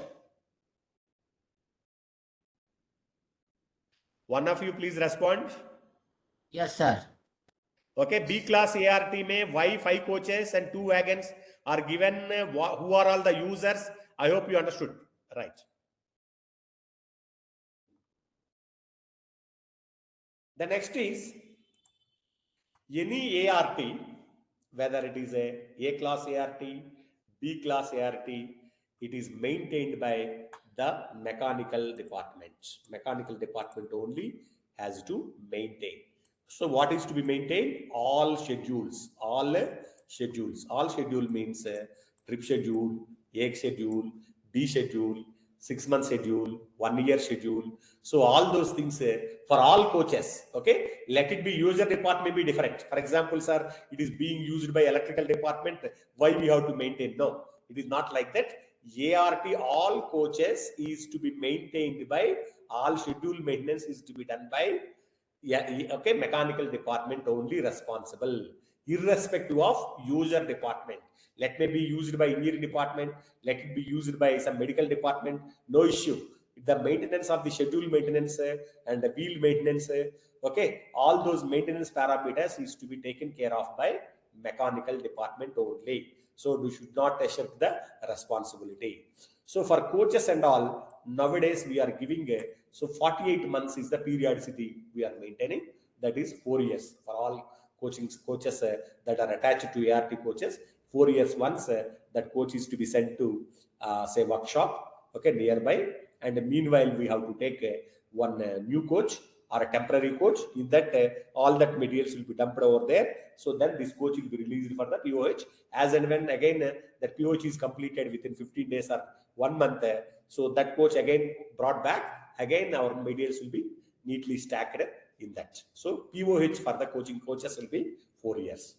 IOH for the coaches will be, we are giving 12 months compulsory we are giving.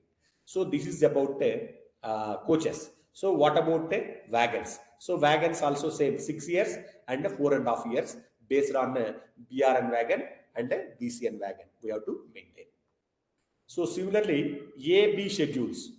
Okay, that is A schedule is for monthly and B schedule is for 3 monthly and all. How the coaching stock we are maintaining same way here also we have to maintain the ART coaches monthly once, 3 monthly once and all. So pit line also we are taking every month and issuing the BPC and all we are doing. So whenever a schedule is there, so that time itself we are taking to pit. So on that pit itself we are maintaining all the coaches, brake block changing or watering or any attention is required in the air brake or any other attentions and all this. Okay, CBC change or any changes, anything have to be attended, you can call it for pit line and maintenance to be done. And remember, all our ARTs or MRVs is to be conducted trial run. Trial run is very, very important. So trial run for ARTs and all, every 3 months, okay, we have to do if there is no derailment. For example, today one derailment took place. Say today is the 22, say 6, 2022 is the date. So today one derailment took place. So derailment took place means suppose another 3 months there is no derailment at all. So that means before 21 or 22, okay, 9, 2022, you have to ask for one trial run. So trial run will be conducted for a distance of 100 kilometers so that your bearings and all will be free, and also our people will check all the alertness of all our machinery is working or not. Okay, so everything will be checked in each and every department. In that even the participation from electrical department, participation from the S&T department, all will be there. The trial run will be communicated to all the departments. So this is one. Suppose in between any accident is there, for example, say 22/6 and 22/9, say on suppose 20th, say 7th month, so one small accident is happened, or these BD ART coaches are moved. So then from this onwards again 3 months. So that means what I mean to say, the movement towards the accident site also will be treated as the movement only. So from that onwards, we are giving a trial run after 3 months. So 3 months we are giving for the ART coaches. Okay, what is the trial run importance? Schedule importance, and a schedule is to be done by mechanical department. Any modifications required by other department also, the mechanical department has to take over, then do the purchase the items and provide that modification to that particular department. They wanted some partition, so make some sheet will be collected from the workshop and the welder will be taken. So then that particular say modification will be done and hand over to the ART in charge of that particular user department. So I hope you understood what are the schedules of the coaches and all. Right. The next is various tools available in ART coaches. Okay. So here ART coaches tools means I'm concentrating on mechanical tools. I'm concentrating on mechanical tools. Mechanical department, okay, tools. Okay. So mechanical department, the main important tools are HRE sets. HRE set means hydraulic re-railing, okay, equipment. Hydraulic re-railing equipment. This is called HRE. Some people will call it as MFD, like that. In HRE, there are 3 different companies are there. So one is MFD company, another is called Lucas company, another is called even the Belgaum one, BIMCO. So BIMCO HRE set also we are using. BIMCO sets, BIMCO, okay, hydraulic HRE set or MFD HRE set or Lucas HRE set. Any of you are having any of these sets? Have you seen anybody? BIMCO, MFD, Lucas, HRE sets? Yes. FD. Okay, okay. So those who are working in the ART and all, so this is a very easy for them to understand. So this and all they are seeing daily. So these are all HRE sets. So iska bare mein we'll discuss a little later more. The next is called gas cutting equipment. So whenever you are going to the accident site and all, we cannot say that so the re-railing only we have to do. Sometimes we have to cut and throw it out, because so whenever an accident is happened, it may be a major accident also or a minor accident also, only derailment also it may be there. Sometimes it is not possible to re-rail. Say this one accident is happened.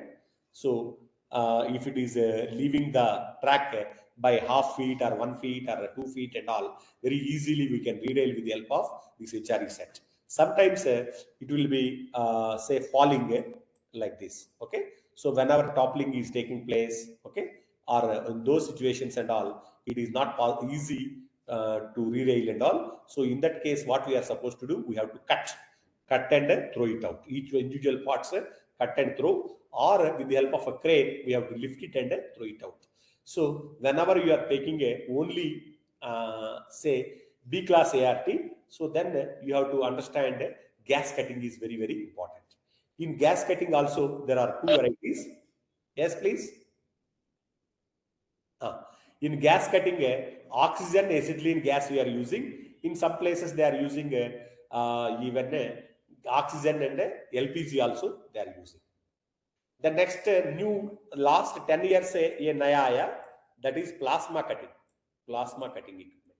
So what is plasma cutting equipment means? For cutting especially stainless steel bodies and all, if you want to cut it, so normal cutting it will be difficult. So therefore, so there is an equipment okay, developed in the last 10 years after the advent of LHB coaches and stainless steel wagons and all. So plasma cutting is exclusively helpful in the case of stainless steel bodies and all. If you want to cut, so plasma cutting is very useful. The next is called air compressor with airbags. This is very important item in order to risk the passengers or some of the delicate situations and all. We can make use of an airbag. Airbag means something like a balloon type. It will be there like this. So from one side you have to supply the air. It will get inflated. Okay, like this. It will come. So normally this will be of half inch or 1 inch will be there. So once if you are inflated with the help of a air supply, so this will be bulging like this. So then it will lift, having a capacity of lifting up to some 40 tons. In some of the airbags, even 45 ton, 50 ton also airbags are available. So airbag is a tool. So where we can apply in the lower area where jack cannot be inserted, you can insert this airbag and create a gap. After that, you can insert the jock. Like that also we are using in some of the accidents. Then in ARTs, also will move whenever any fire accident is there. So for that, fire extinguishers also we are storing a DCP type, so water mist type, carbon dioxide fire extinguishers. So like this, but wherever I am maintaining, I was maintaining the fire extinguishers that time all DCP, dry chemical powder type of fire extinguishers. So fire extinguishers is also a different topic. A class fire extinguisher, B class, C class, and all it is there. So then various sizes of wooden packings. Wooden packings also we have to maintain different sizes, variety of sizes we have to maintain. Then sometimes there is a scenario, say after derailment, one coach over the other coach also may likely to happen. So in that situation, to climb over and cut or to risk the passengers and all, so we need some additional equipment like ladders. So ladder is a tool to reach the higher altitudes and all. So aluminum ladders we are maintaining, some 2 numbers or 3 numbers, and various wire ropes and nylon ropes also we are maintaining whenever ART is lifted up, our coach is lifted up. So we have to control with the help of wire ropes and nylon ropes only. We have to control. Even sometimes the passengers are risked with the help of wire ropes and nylon ropes. Then tents. So because you may be knowing the accidents are not happening on one particular location where all facilities will be available. So some of the places where it is not a good area or where the area is of some uneven and all. So those places and all we are putting the tents for the shelter of the officers as well as supervisors, and you can make use of this one as a rest for temporary rest for the staff who are all working. So for that, the tents also we are maintaining. Inflatable tents or normal tents also we are maintaining. Then tower lights, inflatable tower lights. Inflatable tower lights means only for lighting purpose. Lighting purpose we are maintaining the tower lights. Nowadays, these inflatable tower lights in some of the divisions, this electrical department is taken over. So even Bangalore also, the electrical department only, the maintaining the tower lights.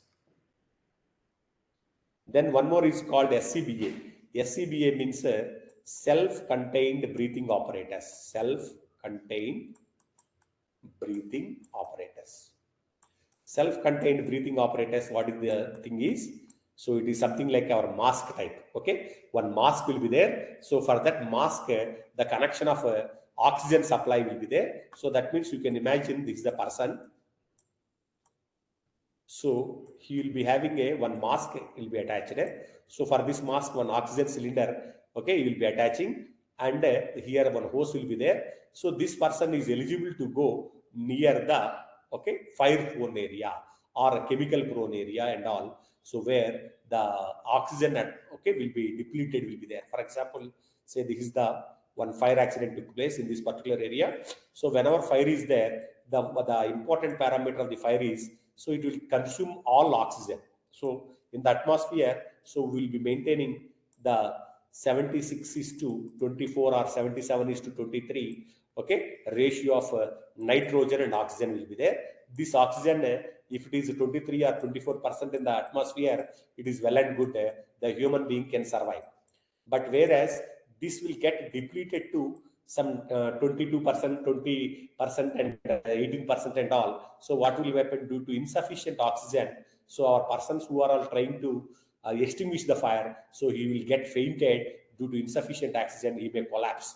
So for that reason, the breakdowns are ARPs are okay equipped with one more equipment called self-contained breathing apparatus. So in that 1 meter also gauge also will be there. So that gauge will show you how much oxygen is there and how much he is using. That and all will show you. As and when it will comes to danger mark, it will give you an alarm. Then he has to come out from that fire area. So where oxygen is depleted. I am talking about say here. Say that you are away 100 meters. So at 100 meters away from the fire, so it will be of 24% oxygen will be there.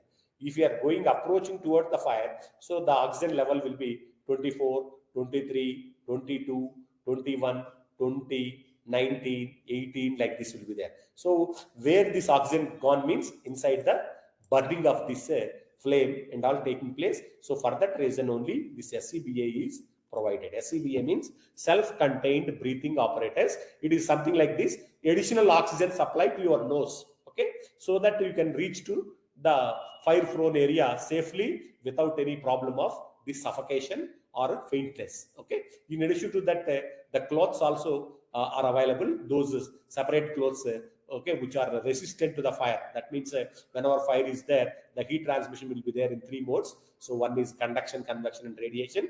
So for that also there is a separate clothes arrangement. So with that as well as this equipment, if you are going near to the fire, so you are safe, okay. So then no problem, you can extinguish the fire.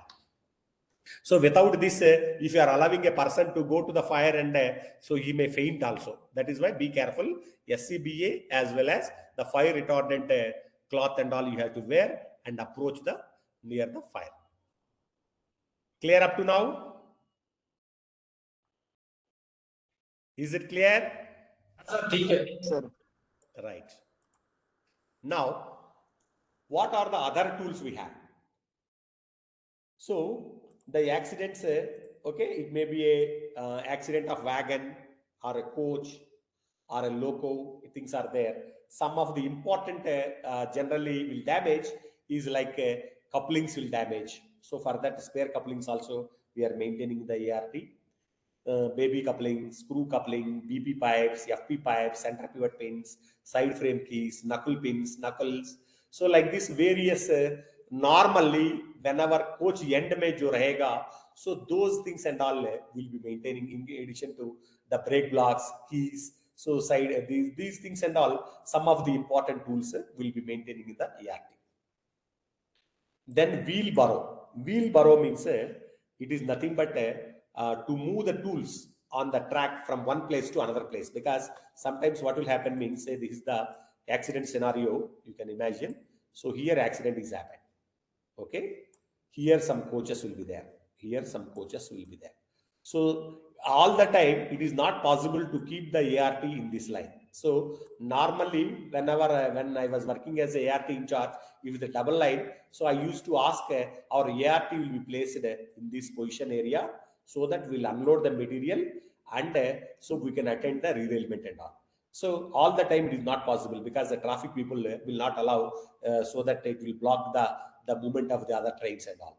So what will they do? They will bring our ART somewhere here. They will bring our ART somewhere here and behind. So that means there will be a gap of 500 meters, 400 meters, 300 meters, like that it will be there. Even though all the unaffected coaches and all removed or unaffected wagons are removed also, sometimes we have to carry the materials from this place to this accident spot. It is a Herculean task for the staff. So for that, what we are doing is one wheelbarrow. Wheelbarrow means something like a small four-wheeler, okay, with say with one plank will be there. Over that all HRE and some of the important tools will be loaded and we'll push it over the this one here. So then we can reach approximately near to the accident site. So that is also sometimes we are doing.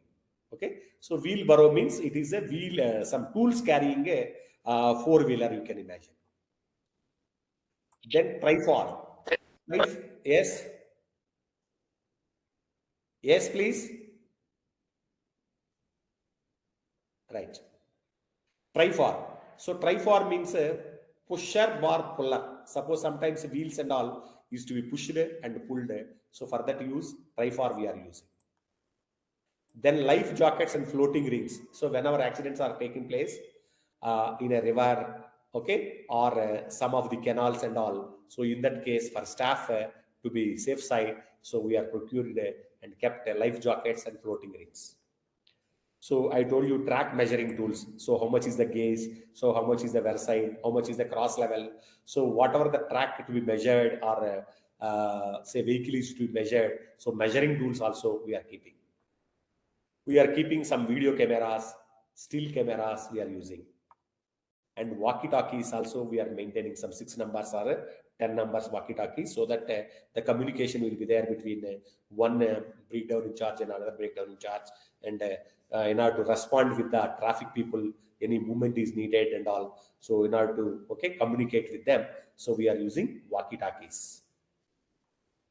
And whenever this communication is failing, so then we are depending on the S&T department. So they are creating a one satellite connection. They are giving the mobiles, okay? Because sometimes we have to talk with each other. Then re-railing ramps. If any gap is only for half feet or 1 feet and all, so some of the accidents and all, we can re-rail it with the help of re-railing ramps. Re-railing ramp means this will be something like a slant. It will be there. So it will be allowed to climb over the wheel set, will climb over this, and automatically it will come to re-railed condition, it will come.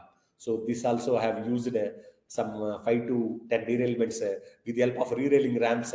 I can give the derail to re-rail condition within half an hour. Okay, re-railing lamps also very useful for if it is fallen just nearby. Okay, with a half feet or 1 feet distance only if it is fallen. So re-railing lamps are very useful tool to maintain in the case of ART.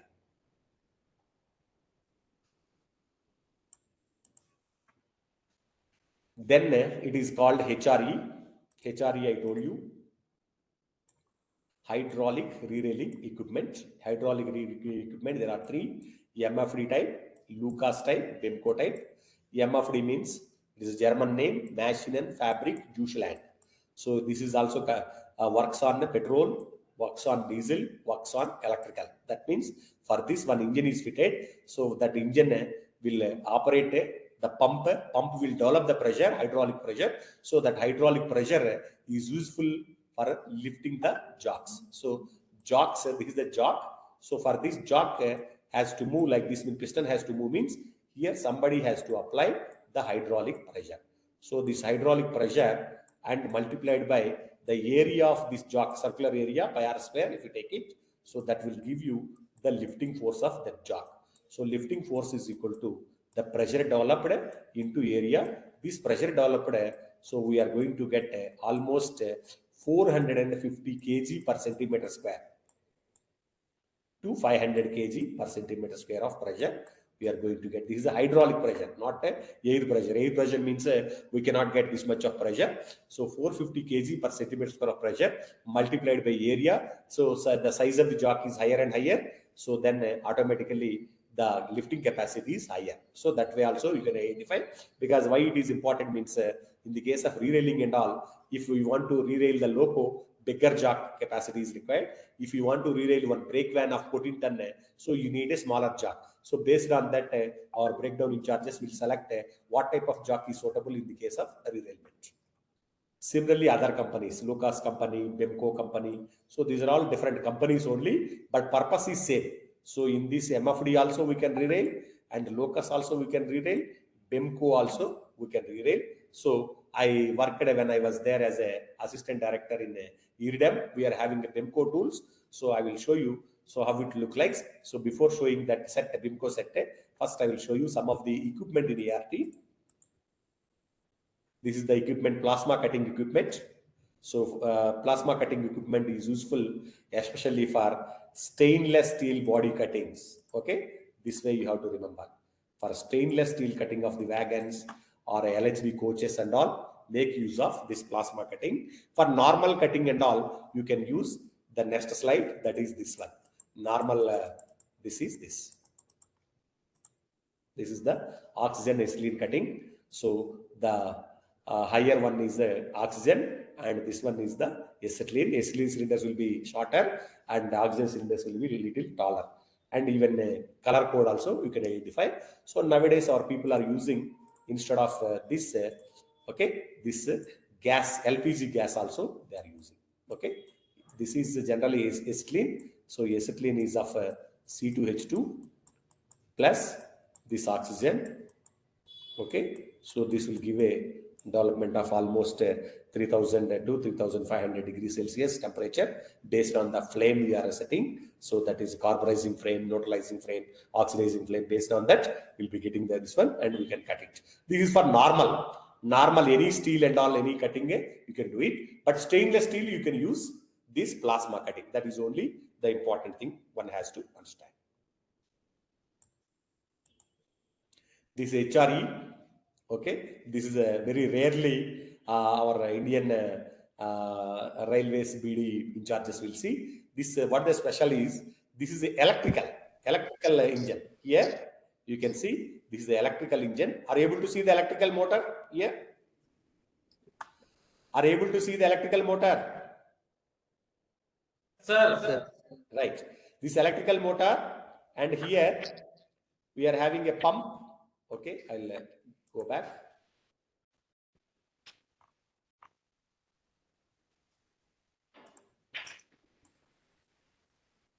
This is the electrical motor. This is the hydraulic pump. So as and when this primary is supplied with 3-phase AC, so then this pump will rotate and it will draw the hydraulic oil, and it develops a pressure up to 450 kg per centimeter square, and it will supplies to the other side. This is all. So one is pressure line, another is called a return line. These caps. So this is exclusively available in KRCL, Konkan Railway Corporation. So in their derailments, especially in the tunnels area and all, so this electrical HRE they are using. But other places and all, you will see only either petrol operated or diesel operated only. You can see this is available only in Konkan Railway. So Konkan Railway people are having this KRCL. The advantage of this is it will not develop any the fumes like because in tunnels, so whenever petrol or diesel is burning, so that will circulate there itself. The suffocation will be a problem and also harmful to the BD staff. For that, they developed this. They purchased this MFD run by electrical prime mover. Normally in BEMCO, you will see this type of HRE. This is a petrol power pack. This will be available in Indian Railway many places. So here also you can see. So this is the pump. This is the pump. So this is the engine. So this engine is run by petrol. So here petrol tank. So as and when this engine starts running, here there is a coupling here. Between these, there is a coupling. So then this also will rotate. Okay. So then it will develop the huge pressure of some 450 to 470 kg per centimeter square of pressure. So that can be withdrawn from these 2 points. Here 2 points are given. So from this you can withdraw the one is pressure line. So another is return line. Okay. This is the return line, pressure line. So from this pressure line, so it will be given to control stand. So from control stand, so control stand is nothing but a distributor. So where how many jocks you want to operate, you can operate from that. But here, so you will be giving only one connection to the control stand. So from there, 4 connections or 5 connections, I can take it. So that is the main function of this. This is the petrol power pack of the BEMCO company. Okay. So the same, this one machine, I will show you in a different directions. This is the other direction of that same power pack. This is also same power pack. Same in other direction. Okay. So this is the tank only. So this tank is of around 60 to 70 liters capacity hydraulic oil will fill there. So in this, you can also see the different parameters. So it will develop a working pressure of 490 kgs per centimeter square. Okay, huge pressure. So why I am telling this huge pressure is almost say, imagine this is a 500. So our BP gauge, BP pressure is, BP line will be fitted with the 5 kg per centimeter square. So this is a 100 times more into 100. That is why whatever the hoses we are calling it as high pressure hose lines. So suppose anywhere one small pinhole type hole is there, if you are trying to close with the help of your finger, that finger also get bursted. From other end of the finger it will come out. Such a huge pressure is developed in the case of HRE. That is why whenever our staff are using this, so ask them to tell this is a huge pressure. You should not try to arrest with the help of this. You have to immediately switch off the engine and other parameters, not to try to close this one, because it's such a huge pressure. Why such a huge pressure is required? Because our weights of the locomotives are very high. So locomotive in the morning class we are discussing, it is of 132 ton. So 132 ton load, if I wanted to lift 132 ton, so divided by at least one side, if you want to lift, so you need 61 ton capacity is needed. So 61 ton divided by this pressure, if you take it, so how much area you get it. So that much of area of jock you have to apply and lift that. So this is the control stand. So from that power pack, this will be connected here. This will be connected in this position, and from this one jock, second jock, third jock, 4 jocks. So jock's pressure line is red and return line is blue. So this will be connected to red and blue, and similarly this is for red and blue. This is for red and blue like this. And here this is the one lever it is operated. This is called a directional control valve. Directional control valve. So directional control valve, if it is forwarded, so the pressure will be that means oil will be entered, and if it is pressed outward, opposite side, the pressure will be retained. So jock will be going up or down will be maintained by this lever.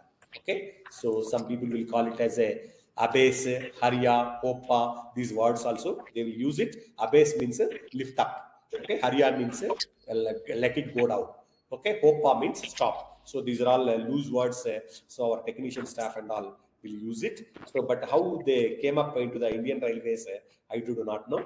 So but from the ages they are using same words, abase, haria, hoppa, these words.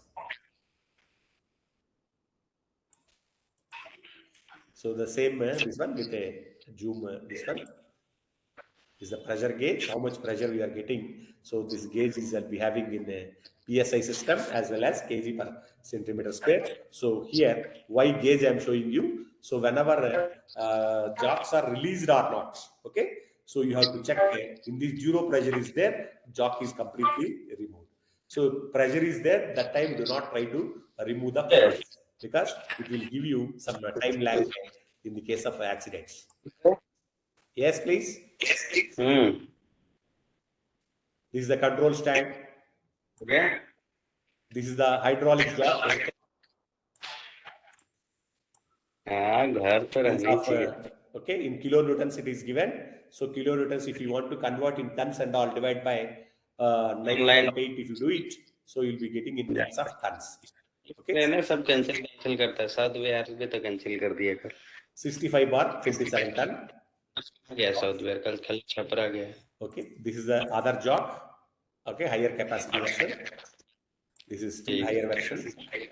कहाँ duty में? So this is the highest jock we are maintaining in the case of ART. So that is almost 130 to 140 ton. You can lift it with the help of the jock. These are all same capacity but lower height. This height is there. So based on the area space constraint, you can make use of this jock also, or the high version jock also. This is the low version, that is the high version. That means height it is different, capacity is same. These are also jocks. This only high pressure hoses. This will tolerate the pressures up to 490, 500 kgs and all. So that is why here some damages will occur. Okay, the majority of the time. So here in this area, or puncturing and all will be there. So you must maintain pakka these hoses. These are all blue and red for jock connections and all you can use. This is a aluminum re-railing bridge.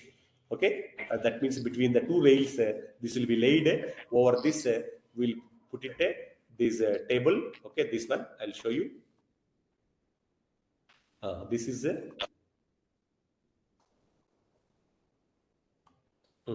this is called a roller carriage. This roller carriage is placed on these aluminum bridges, and over this jock will be placed. Okay, the jock will be controlled by this control stand up and down. That means a base area and all they will tell. So based on that, it will move up and down, and also there is a movement for even lateral movement also possible. Okay, lateral movement is called a traversing jock. So this jock will give you lateral movement, and another jocks and all is applicable for vertical movement. There are only two movements in the case of ARP. One is called a vertical movement as well as horizontal movement, also called as lateral movement. Lateral movement will be done by traversing jock. Vertical movement by other jock. Hello. Yes, please. Good evening. बोलिए. Right. Okay. Thank you. So these are all different extension pieces. If any height is different is there. Thank you. And if you want to run two jocks at a time, so these are all distance bars. We can connect one to other so that we can simultaneously operate both the jocks at a time. This is one jock, this is the other jock. So here one distance bar, another distance bar. So this can also be operated. This can be operated simultaneously with the help of these distance bars.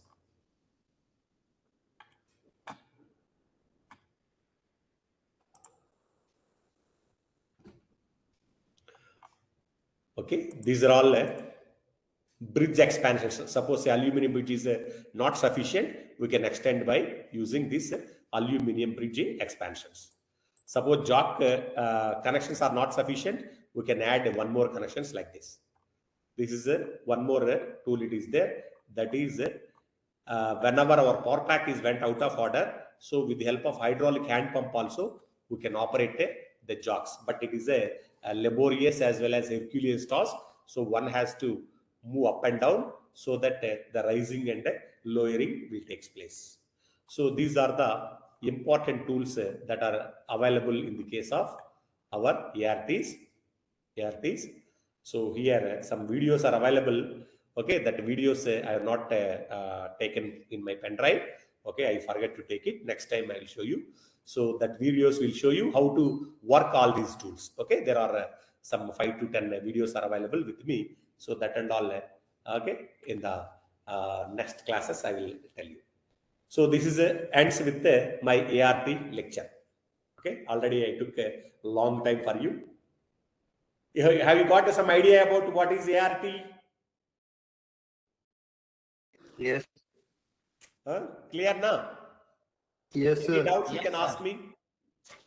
Yes, sir. Yes, sir. Any doubts in the ART coaches and bag and maintenance and all? If any doubts are there, you can ask me. If any doubts are not there, means then we'll wind up the session.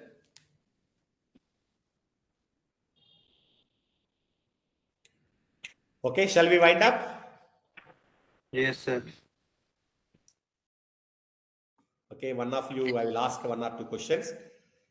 Okay, Nitin Talekar, JE Electrical Shed Kalyan.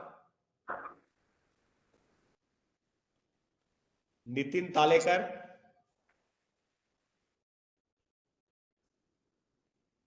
Moreshwar. Right. He is answering with this one. Good. Govardhan. Dharmendra Kumar. Shitish Chandra. Yes, sir. Okay, good. Abhijit Bose. Yes, sir. You have understood that? Okay. Is my lecture is useful? Yes, sir. Okay. Good, good, good. So thank you very much. Okay. So for patiently listening my lecture, both this rail wheel interaction as well as ART tools and all. Okay. And also thankful to the IRIMEE people for giving me opportunity to deliver my lecture. Okay. Even though some small interruptions were happened in the morning class. Okay. So thank you very much. Okay. I will forward my number to sir. If any doubts are there, you can keep asking me. So I will also guide so many officers and supervisors in the Southwestern Railway. If any doubts are there, so I'm guiding them. So thank you very much. Thank you, sir. Thank you, sir. So thank you very much, all of you. Thank you, sir. Thank you, sir. Thank you. Thank you. Thank you. So this and all will be shared to you. Okay. So you can get it. Please send it in WhatsApp group, sir. Huh? Pardon me. Please send this your presentation. Okay, in okay. our- This PowerPoint I will arrange. Oh, Okay. So thank you very much, all of you. So this ends my class. okay. Nice to meet you.